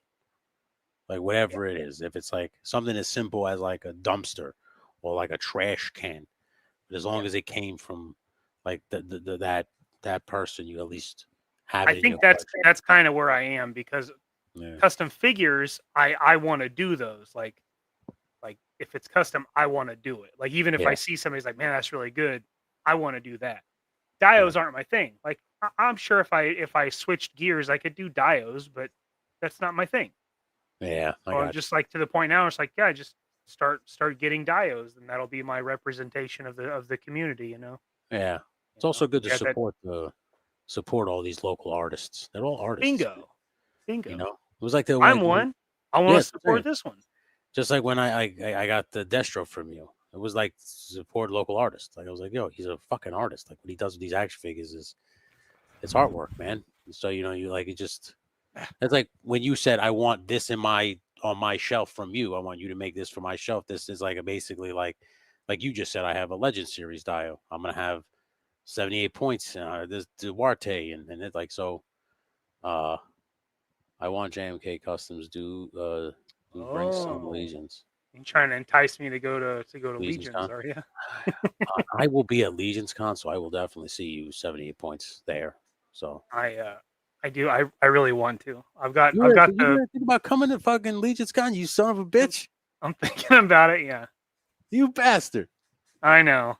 You son of a bitch. You son of a bitch, you bastard. I know, I'm sure you have a ton of invites, a ton of like seriously, I said this on Two Couple Kooks. If you need a place to crash, man, you're more than welcome to come here and crash. We'll make a very comfortable spot for you, buddy. I promise. I appreciate you. Got plenty of space for you, man. So oh, awesome. I look forward to meeting you, buddy. And I'm going to try to get JMK. I'm going to try to get Mikey. Yeah, no, I'm just kidding. Mikey, I'm sure Zakane will be working on it too. Zakane's going to Legion's Con too? Oh, yeah. What a son of a bitch. He is. In fact, I mean, I already think, like, regardless if I go or not, he's going to stay with me, and then he's going to hit up Kansas City Airport and take, like, you know, a flight that has one stop. Instead of he left out of Wichita last for Ninja's Con, and he stopped 3 times. He had 3 layovers. Christ Almighty! Like if you come out of Kansas City, you have like 1. You're going to stop in Atlanta. Yeah, which makes no fucking sense to me. But whatever. That's crazy. Listen. I know it's obviously you got a lot of shit that you got to take care of. But if you can make it out here, man, I want to try. The thing is, like, the next weekend is assembly required. Assembly required, yeah. And like, well, it is what it is. The only reason I guess you could call it selfish reasons, because I want to see you in person. But like, I'm sure at some point I'm going to make it a point to see you in person, whether it's at a convention or just going to your neck of the woods to see. But at some point, like, I want to, like, this is fun, but I'd like to see you in person. You know what I'm saying? It's like one of those like to actually meet. I mean, either way, I'm going to see you in June.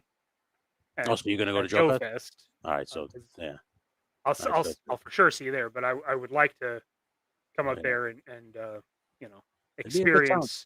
experience your world.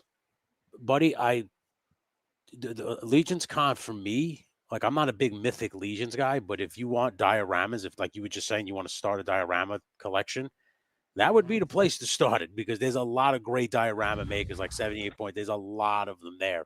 And that's what blew my mind last year when I went, was the amount of diorama makers there, and just cool little knick-knack pieces that make your photography take That's what I like seeing the pictures of and stuff, like what Yeah. Roll Keeper brought back, and it was like, Yeah. you know, that Connex container, like holy shit, that's badass. Yeah, you shit know? like that where you're just like, and I kept hearing like how great it is for customizers, and be like, yeah, even if it's not a line I give, you know, I'm real big on, you know, Mythic Legions. It's not something I really do much with, but seeing the other customizer stuff is always cool. So you all right? But the trick is, What the hell are you talking about?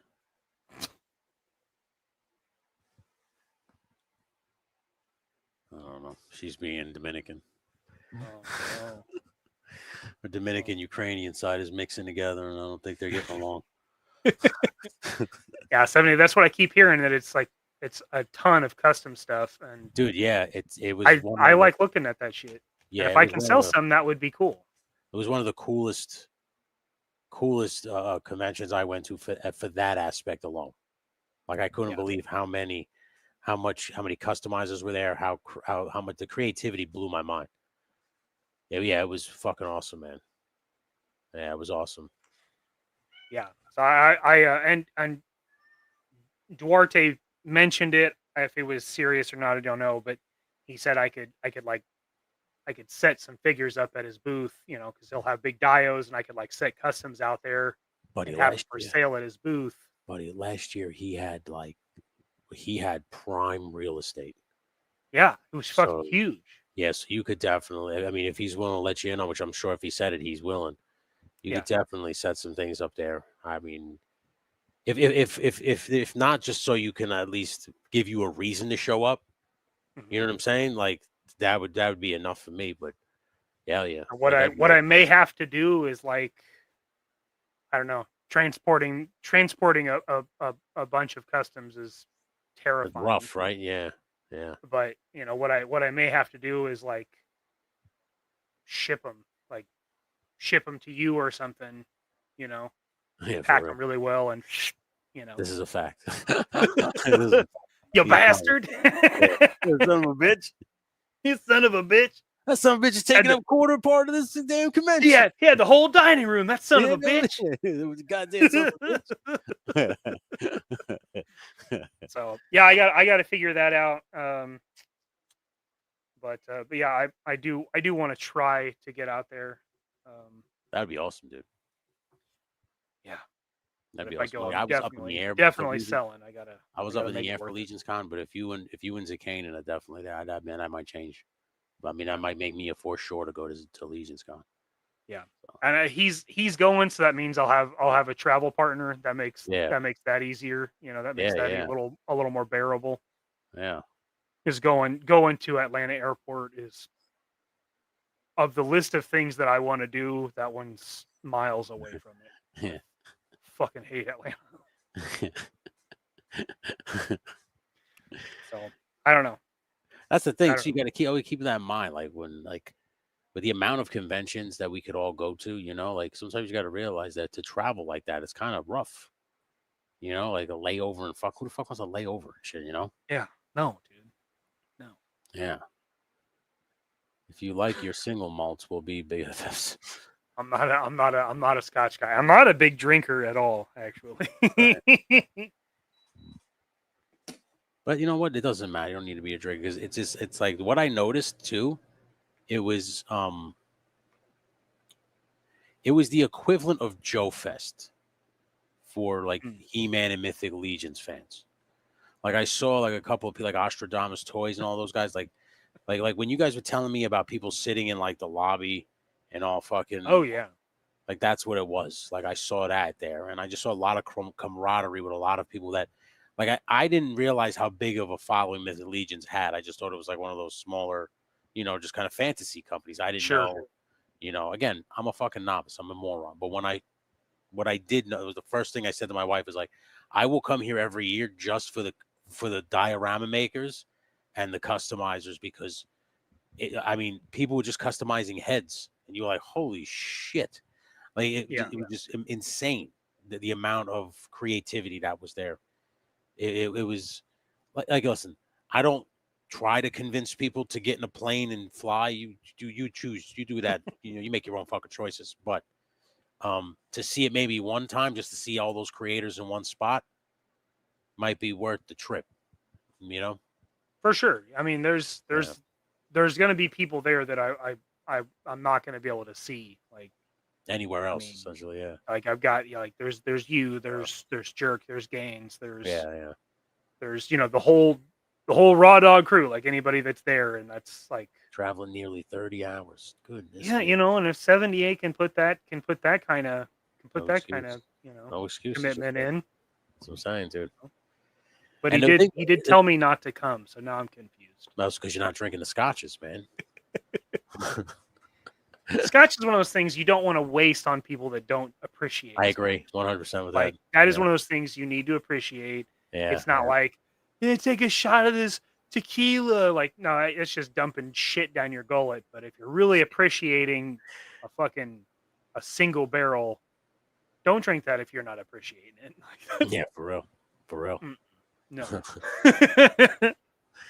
Yeah, like, see, I was the thing. I think I saw 78 Points' table there last year. But again, I didn't know nobody, so I was just kind of walking around and just taking it in. But I think, if I'm not mistaken, there was I don't know if it was our 78 Points that made the stage, or the wrestling stage, or somebody else that was next to him, because they were like very close. I remember seeing the picture. There was a fucking wrestling stage, and it blew my fucking mind. I was like, holy shit. But you got to find a smooth one. No rocket fuel. That's true. Yeah. Yeah. I worked at a bar part-time for a handful of months. They closed it, but it was a whiskey bar. And they just, that was their thing. They had whiskeys, scotch, from various parts of the world. It was a crazy display. Like, it was basically like the old libraries that had the ladders that rolled out. Okay. And they would, like, there was whiskey that was like 15 feet in the air, Wow, really? Yeah, they'd go up there and get a fucking $150 a shot, bottle. It was just like, it was on display. It was like one person drank it, Goodness me. It was crazy. But yeah, they'd be like, I remember telling the bartender who appreciated it, liked it. And I was like, yeah, I don't like it. And he's like, that's because you've never had good. Like, you've always had trash. Like, this isn't Jack Daniels, And so he's like, all right. So one night we closed up and it was just the two of us. And he's like, all right, we're gonna do a little sampling here. And he's like, so I'm gonna give you like a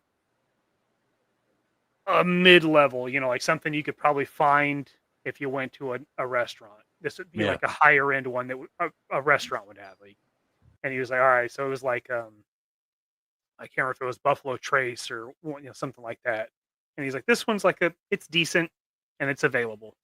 And so I tasted and I'm like, it still tastes like regret, but it is, and it gives me a starting point. He's like, all right, now try this one.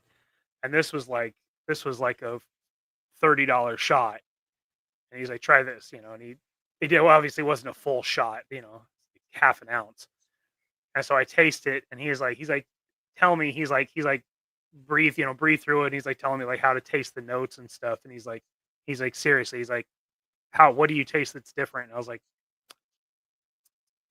there's like, this one's got like almost a vanilla. And he's like, good. He's like, what else? And it's like, I probably had like 3 shots of whiskey, bourbon, scotch that night. And I was like, okay, I can appreciate the differences, but this is still not for me. Yeah. Like, I can appreciate it. Like, there's obviously a big fucking difference between like good stuff and what most of us have experienced. I can appreciate it. It's not for Buffalo Trace, that's considered good. It was like decent, like you could go to like a restaurant, Okay, and you could get Buffalo Trace, and it would be like it'd be okay, like fairly not like not like give me a fucking Jack Daniels. deep. Yeah. Okay. That's gonna be dog shit. Okay. Not like Old Crow, but dog shit. Yeah. I can't remember if it was actually Buffalo Trace or if it was a different one. I think that was it though. But, Yeah, I'm not a big drinker neither. No. I just never I can put away drinks, but yeah. you know. Yeah, I have the what I refer to as the curse of my family, which is we enjoy the taste of alcohol, so I can drink anything. So I can get hammered like I could drink anything. Like here's the thing, like it all tastes the same. It all just goes down and gets you drunk. So to me, it's just one of those things where it's like, you don't got to give me a $30 shot. I'll take the $30 shot, whatever, because it's smooth or whatever you say.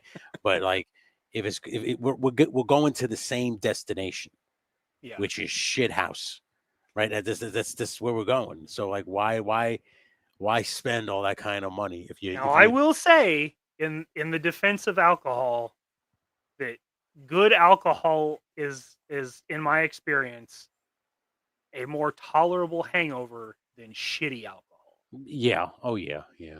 As you process it a little different, but yeah. Oh shit! Blast here. I switched stuff. Jesus. Yeah, that'll do it. Jim Beam, Devil's Cut, big surprise, right? That is not a surprise at all. Triple B. But I'd have been disappointed if you said anything else. Yeah, exactly. My father was a big Jim Beam guy too. Was he? Yeah, he loved fucking Jim Beam. That's weird. That's not the only non-vet that I know that's their drink of That's their drink. Yeah, it was like a Vietnam thing, Jim Beam. Yeah, my dad's Uncle Carl. That's all day, all fucking day. Yeah. Wakes up, Jim Beam. My same thing with my father was the same. Half an hour later, shot of Jim Beam. And just like he medicated with it. Yeah, my father was the same.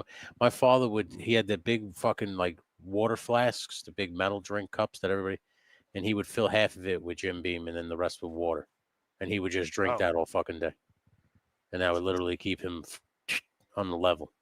Man, all day. I just can't imagine. Of course, I can't imagine doing the shit they did or coming back with fucking Agent Orange eating your brain. Yeah, you know what I mean. It was a bunch of shit. Yeah, I would never like the shit my Uncle Carl dealt with when he came back, and obviously Agent Orange is still in his system, so I'm not gonna tell you like, dude, you drink and do whatever the fuck you want to do, man. You earned every right. I used to tell like my family used to get mad when my father used to drink, and I used to turn around and say, "Hey, man, like when you go over there and do some crazy shit, and then come back here with some of the shit that they saw, you might want to drink the feelings away too." Like I mean, I'm not making excuses for him, but there's obviously some shit that he saw there that is making him not want to remember it. Yeah, for sure. Hey, HGC's in the house. Oh, hi, Mark. Oh, hi, Mark. Hey, bud. What's up? Yeah, I mean, like great Uncle Carl, like his he hated his home life so much, like he volunteered for that shit. Yeah, so was my father. My father was and then he came back, and everybody called him a baby killer and threw urine and blood on him. Yeah. And then he was just like, you know what? I liked it better over there. Went over for a fucking second tour.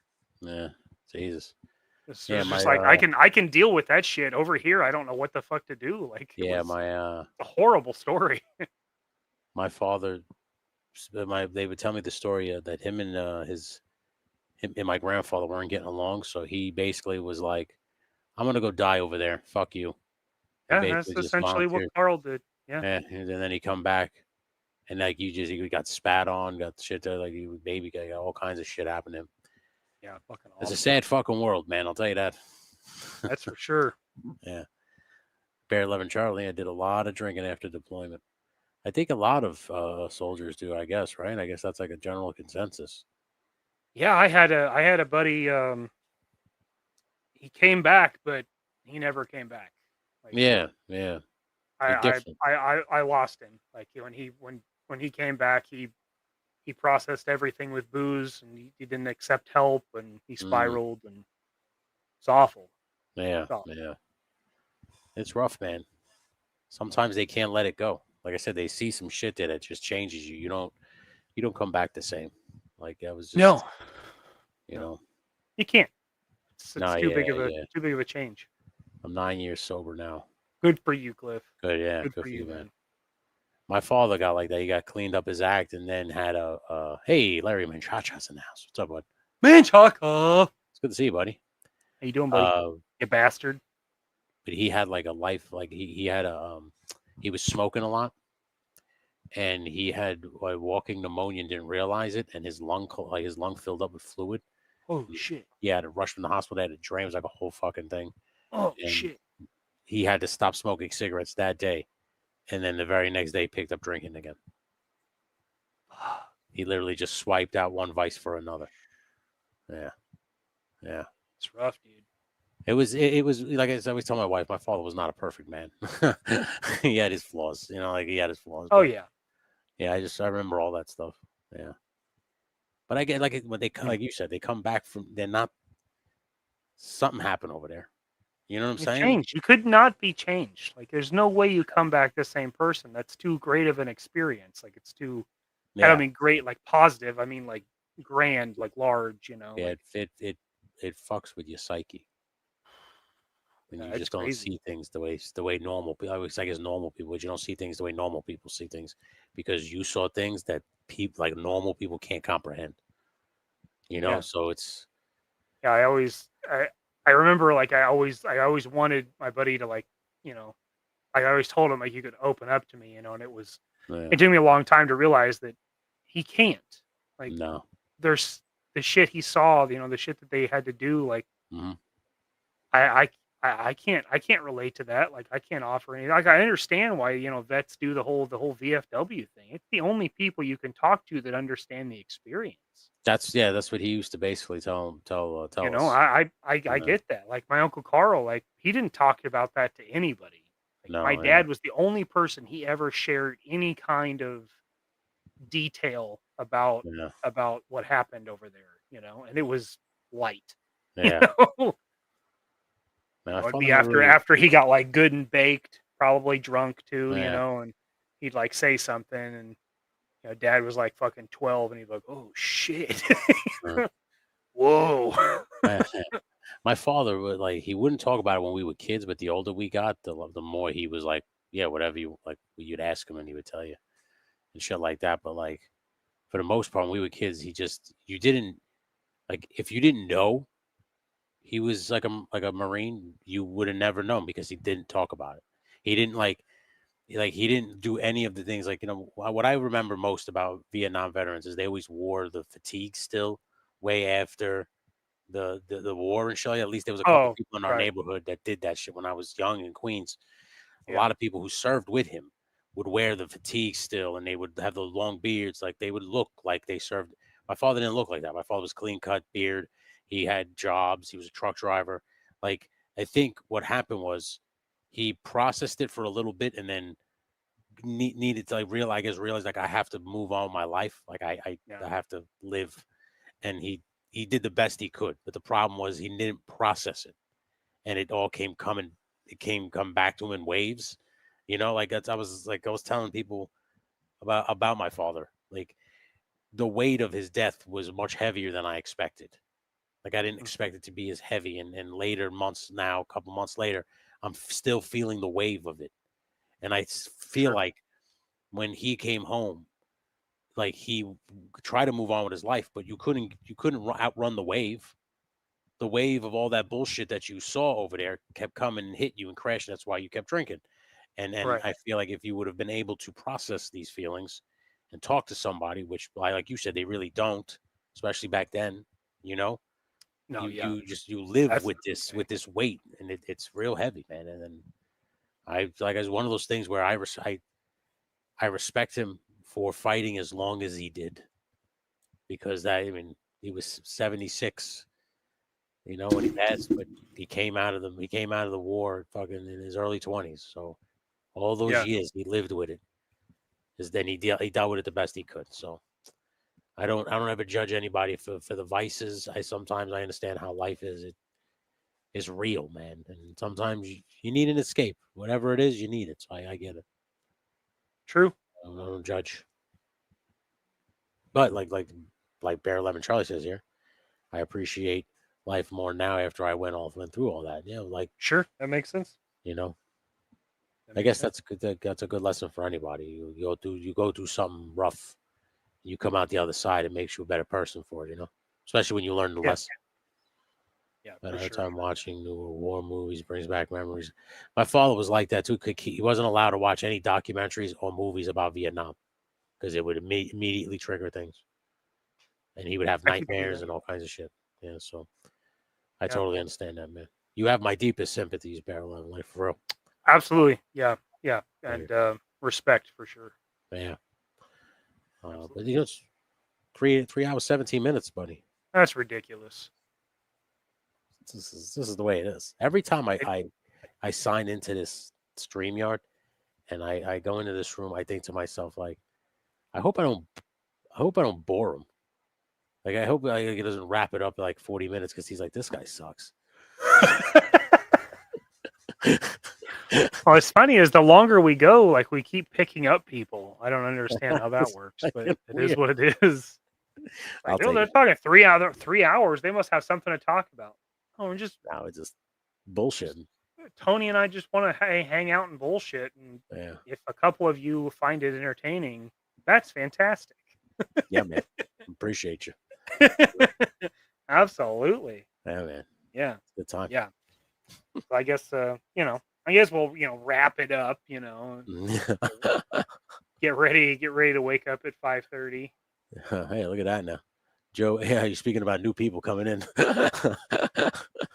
Thanks for being here, buddy. I'm glad you like it.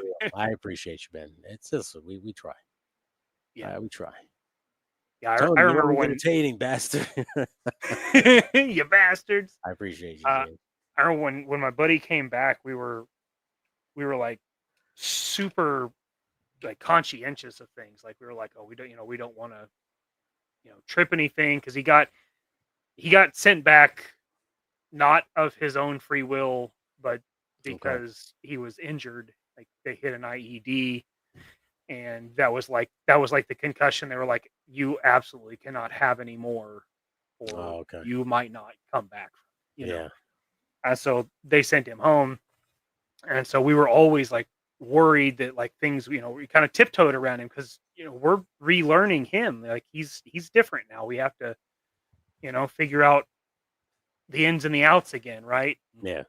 And he was doing a lot of fucking drinking, and his family had this property that was out in the middle of nowhere, and they always had like family get-togethers and stuff. And we went out there for one, and we like to do like some shooting. We set up a range, in the cow field, if the cows weren't in that pasture, and throw some lead down range. And his brother, while he was gone, had sighted in his deer rifle, right? And so we were like, yeah, let's do some shooting, right? Throw some clays, throw clays around, set up some 2 liters, get the pistols out. And so he wanted to shoot his deer rifle, so he got him set up, and we had this berm set up, and had colored water in 2 liter and milk jugs and stuff. And we were like, are you sure, like this isn't gonna set anything up? And he's like, I honestly have no idea. Like I haven't shot anything since I came back. So we're like, okay, like preparing for the fucking worst. Like put 1 in the chamber. Just all right. Let's let's do this single shot. Yeah. So it was a Remington 308. So he loads it in and takes a shot, and we're like looking at him, like making sure like he's not gonna like do something crazy, like freak out or curl up. And he was like, let's do another. We're like, okay. We gave him another round, popped it in, loaded it in, and he kept going. And he probably fired it 7 times. Probably used a magazine's worth, Yeah. And so we're like, so that doesn't trigger you? And he's like, no. He's like, actually, it centers me. Like it brings me back. Like I can control it it's a blast that I can, I'm squeezing the trigger, that's me. I'm in full control. It's not something that's just happening around me and I'm having to deal with it. So we were like, okay, right on, so we had a great time. As long as we were doing that, we were okay. But fucking that 4th of July was not a good time. That was awful.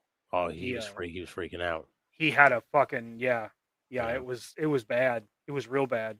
He was already like freaking out. We were again out in the sticks, and we had mortars going, and he was like anxious, like nervous, but not like there was no like spaz, there was no fear, there was no reaction. It was just like nervous, and so he was doing what he could to manage it. And then at one point, one of the mortars tips over and fires one at him. Oh, goodness. And it hit the side of the barn. It was a metal, like Morton building. It was a shop. Yeah. It hit the side of the barn and like, I mean, it was probably 10 feet above his head. Yeah. It hit, that unraveled everything. Oh, like, Jesus. He went full meltdown, and we're all like there. We're like, I don't know. Do we embrace him, like hug him, or is that going to be like constricting and that, like space. Yeah. Everything was like, we have to learn as we go. And it was shitty for a while. Yeah, I bet. What's up, Loki? But he's just good to see you. What's up, Loki? How you doing, man? Yeah. 4th of July sucks. Yeah.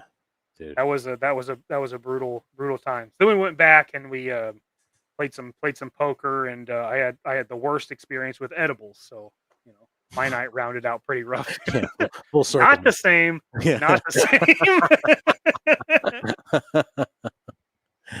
same. And he was wow. Yeah, it's just, dude, it's fucking scary. Yeah, it's pretty intense. There was like a time my father was affected by it, but he seemed to keep his cool. Like you wouldn't know. Like even when he would watch movies, you wouldn't know until later that night. You would hear the screaming in the bedroom because he'd have a nightmare. So like that's when you would hear it. Like my mother would have to deal with it. He kept it contained, but yeah, and I think it came out eventually. I think it was because we were kids and he didn't want to freak us out. So like he just kind of kept it to himself, and then would have like a nightmare in the when he was sleeping and shit like that. That was fucking crazy, man. Yeah, it sucks. You just wish you could do something and that you can't. Like you're completely powerless. It sucks. Yeah. Oh man, that's crazy. Yeah, see, that's like the control thing again. Yeah, the toy creature fireworks always set me off. Those set me off. They just piss me off. I fucking hate Saturn missiles. Yeah. Fireworks. I don't know. Is it me? The older you get, the kind of you're like, well, enough with all the noise. No, I was there when I was still in my 20s. Like I don't give a shit. Yeah, I'm like, come on with this shit. I love firearms. Like I'll have a range day anytime, but I don't give a fuck about what color fucking gunpowder the Chinese can stuff into a tube. I don't care. Yeah. And just all day, I'm just angry. Actually, like for the whole 2 weeks leading up to it, I'm angry because everybody's out there shooting. Dude, I get some. Me and my wife will. Me and my wife will like. It's like a week after fucking 4th of July, people still shooting no fireworks, and I'm like, you fucking kidding me? It's like a week. It's a week later. 4th of July's done. Why? We're done with Independence Day. Like, stop with the fireworks. I'm trying to go over there with a fucking hose and just wet everything. Yeah, you dicks. It's like, God, I hate it. Here. It's not my fault. I hate how much it affects me, but goddamn, it just irritates the shit out of me.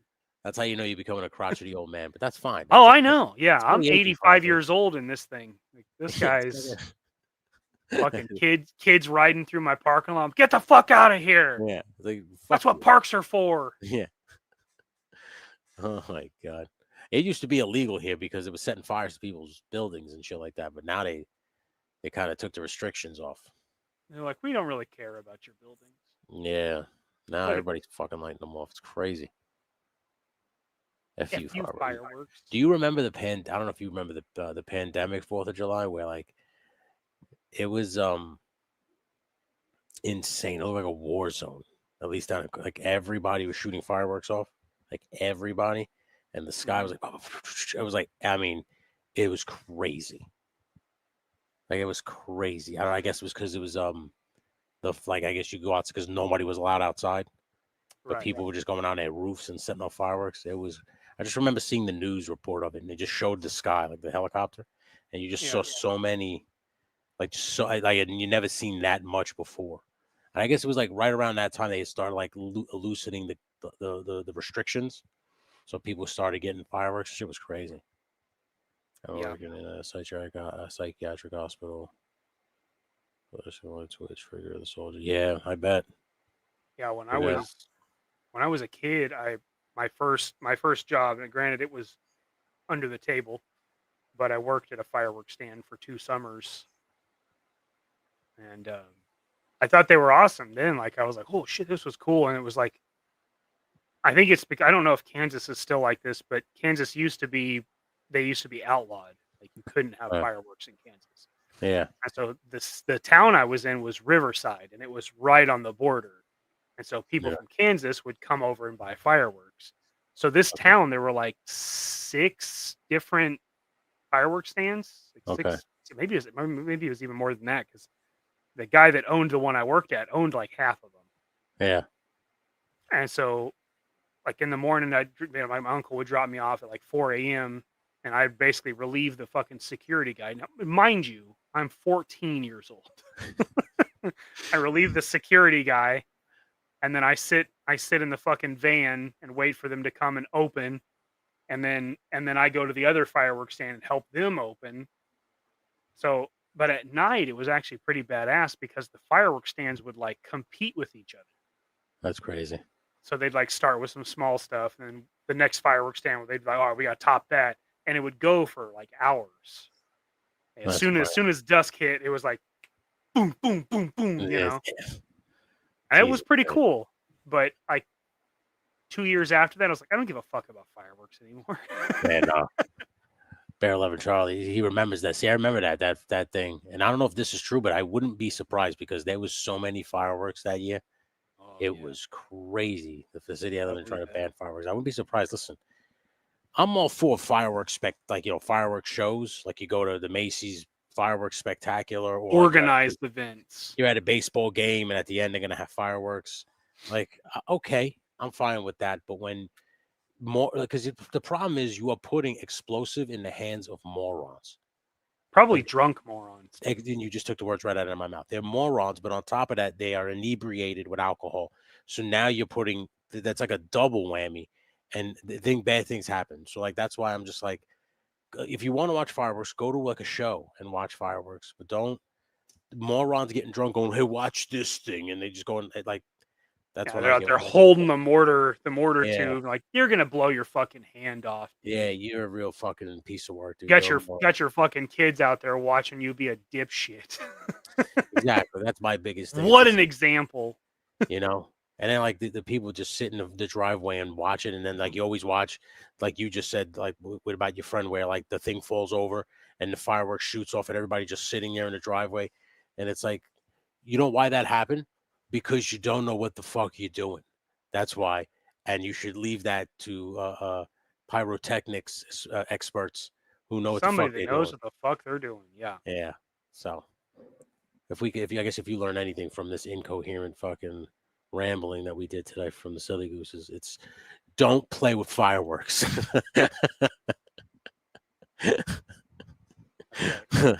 Use That's right, kids. Head.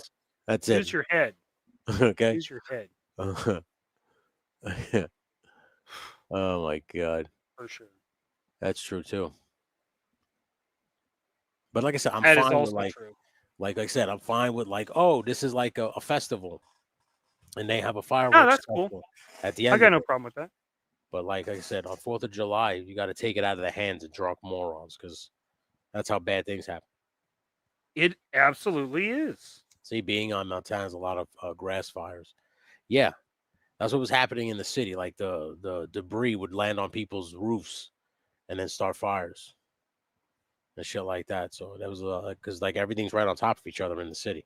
So once that shit explodes and all those embers come down and they just land on fucking people's trees or people's roofs, and you have oxygen blowing around up there real fucking quick, next thing you know, you got yourself a roof fire.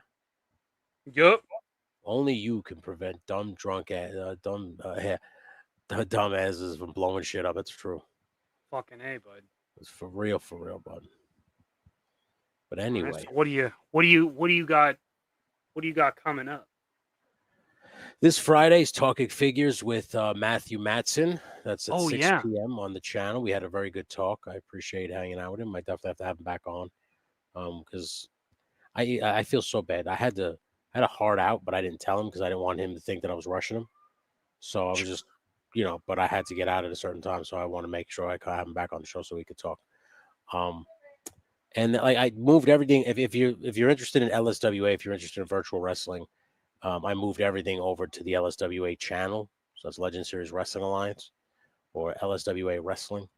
And you can either be a part of it by joining my membership, or you could just enjoy the show. Either way, I appreciate you.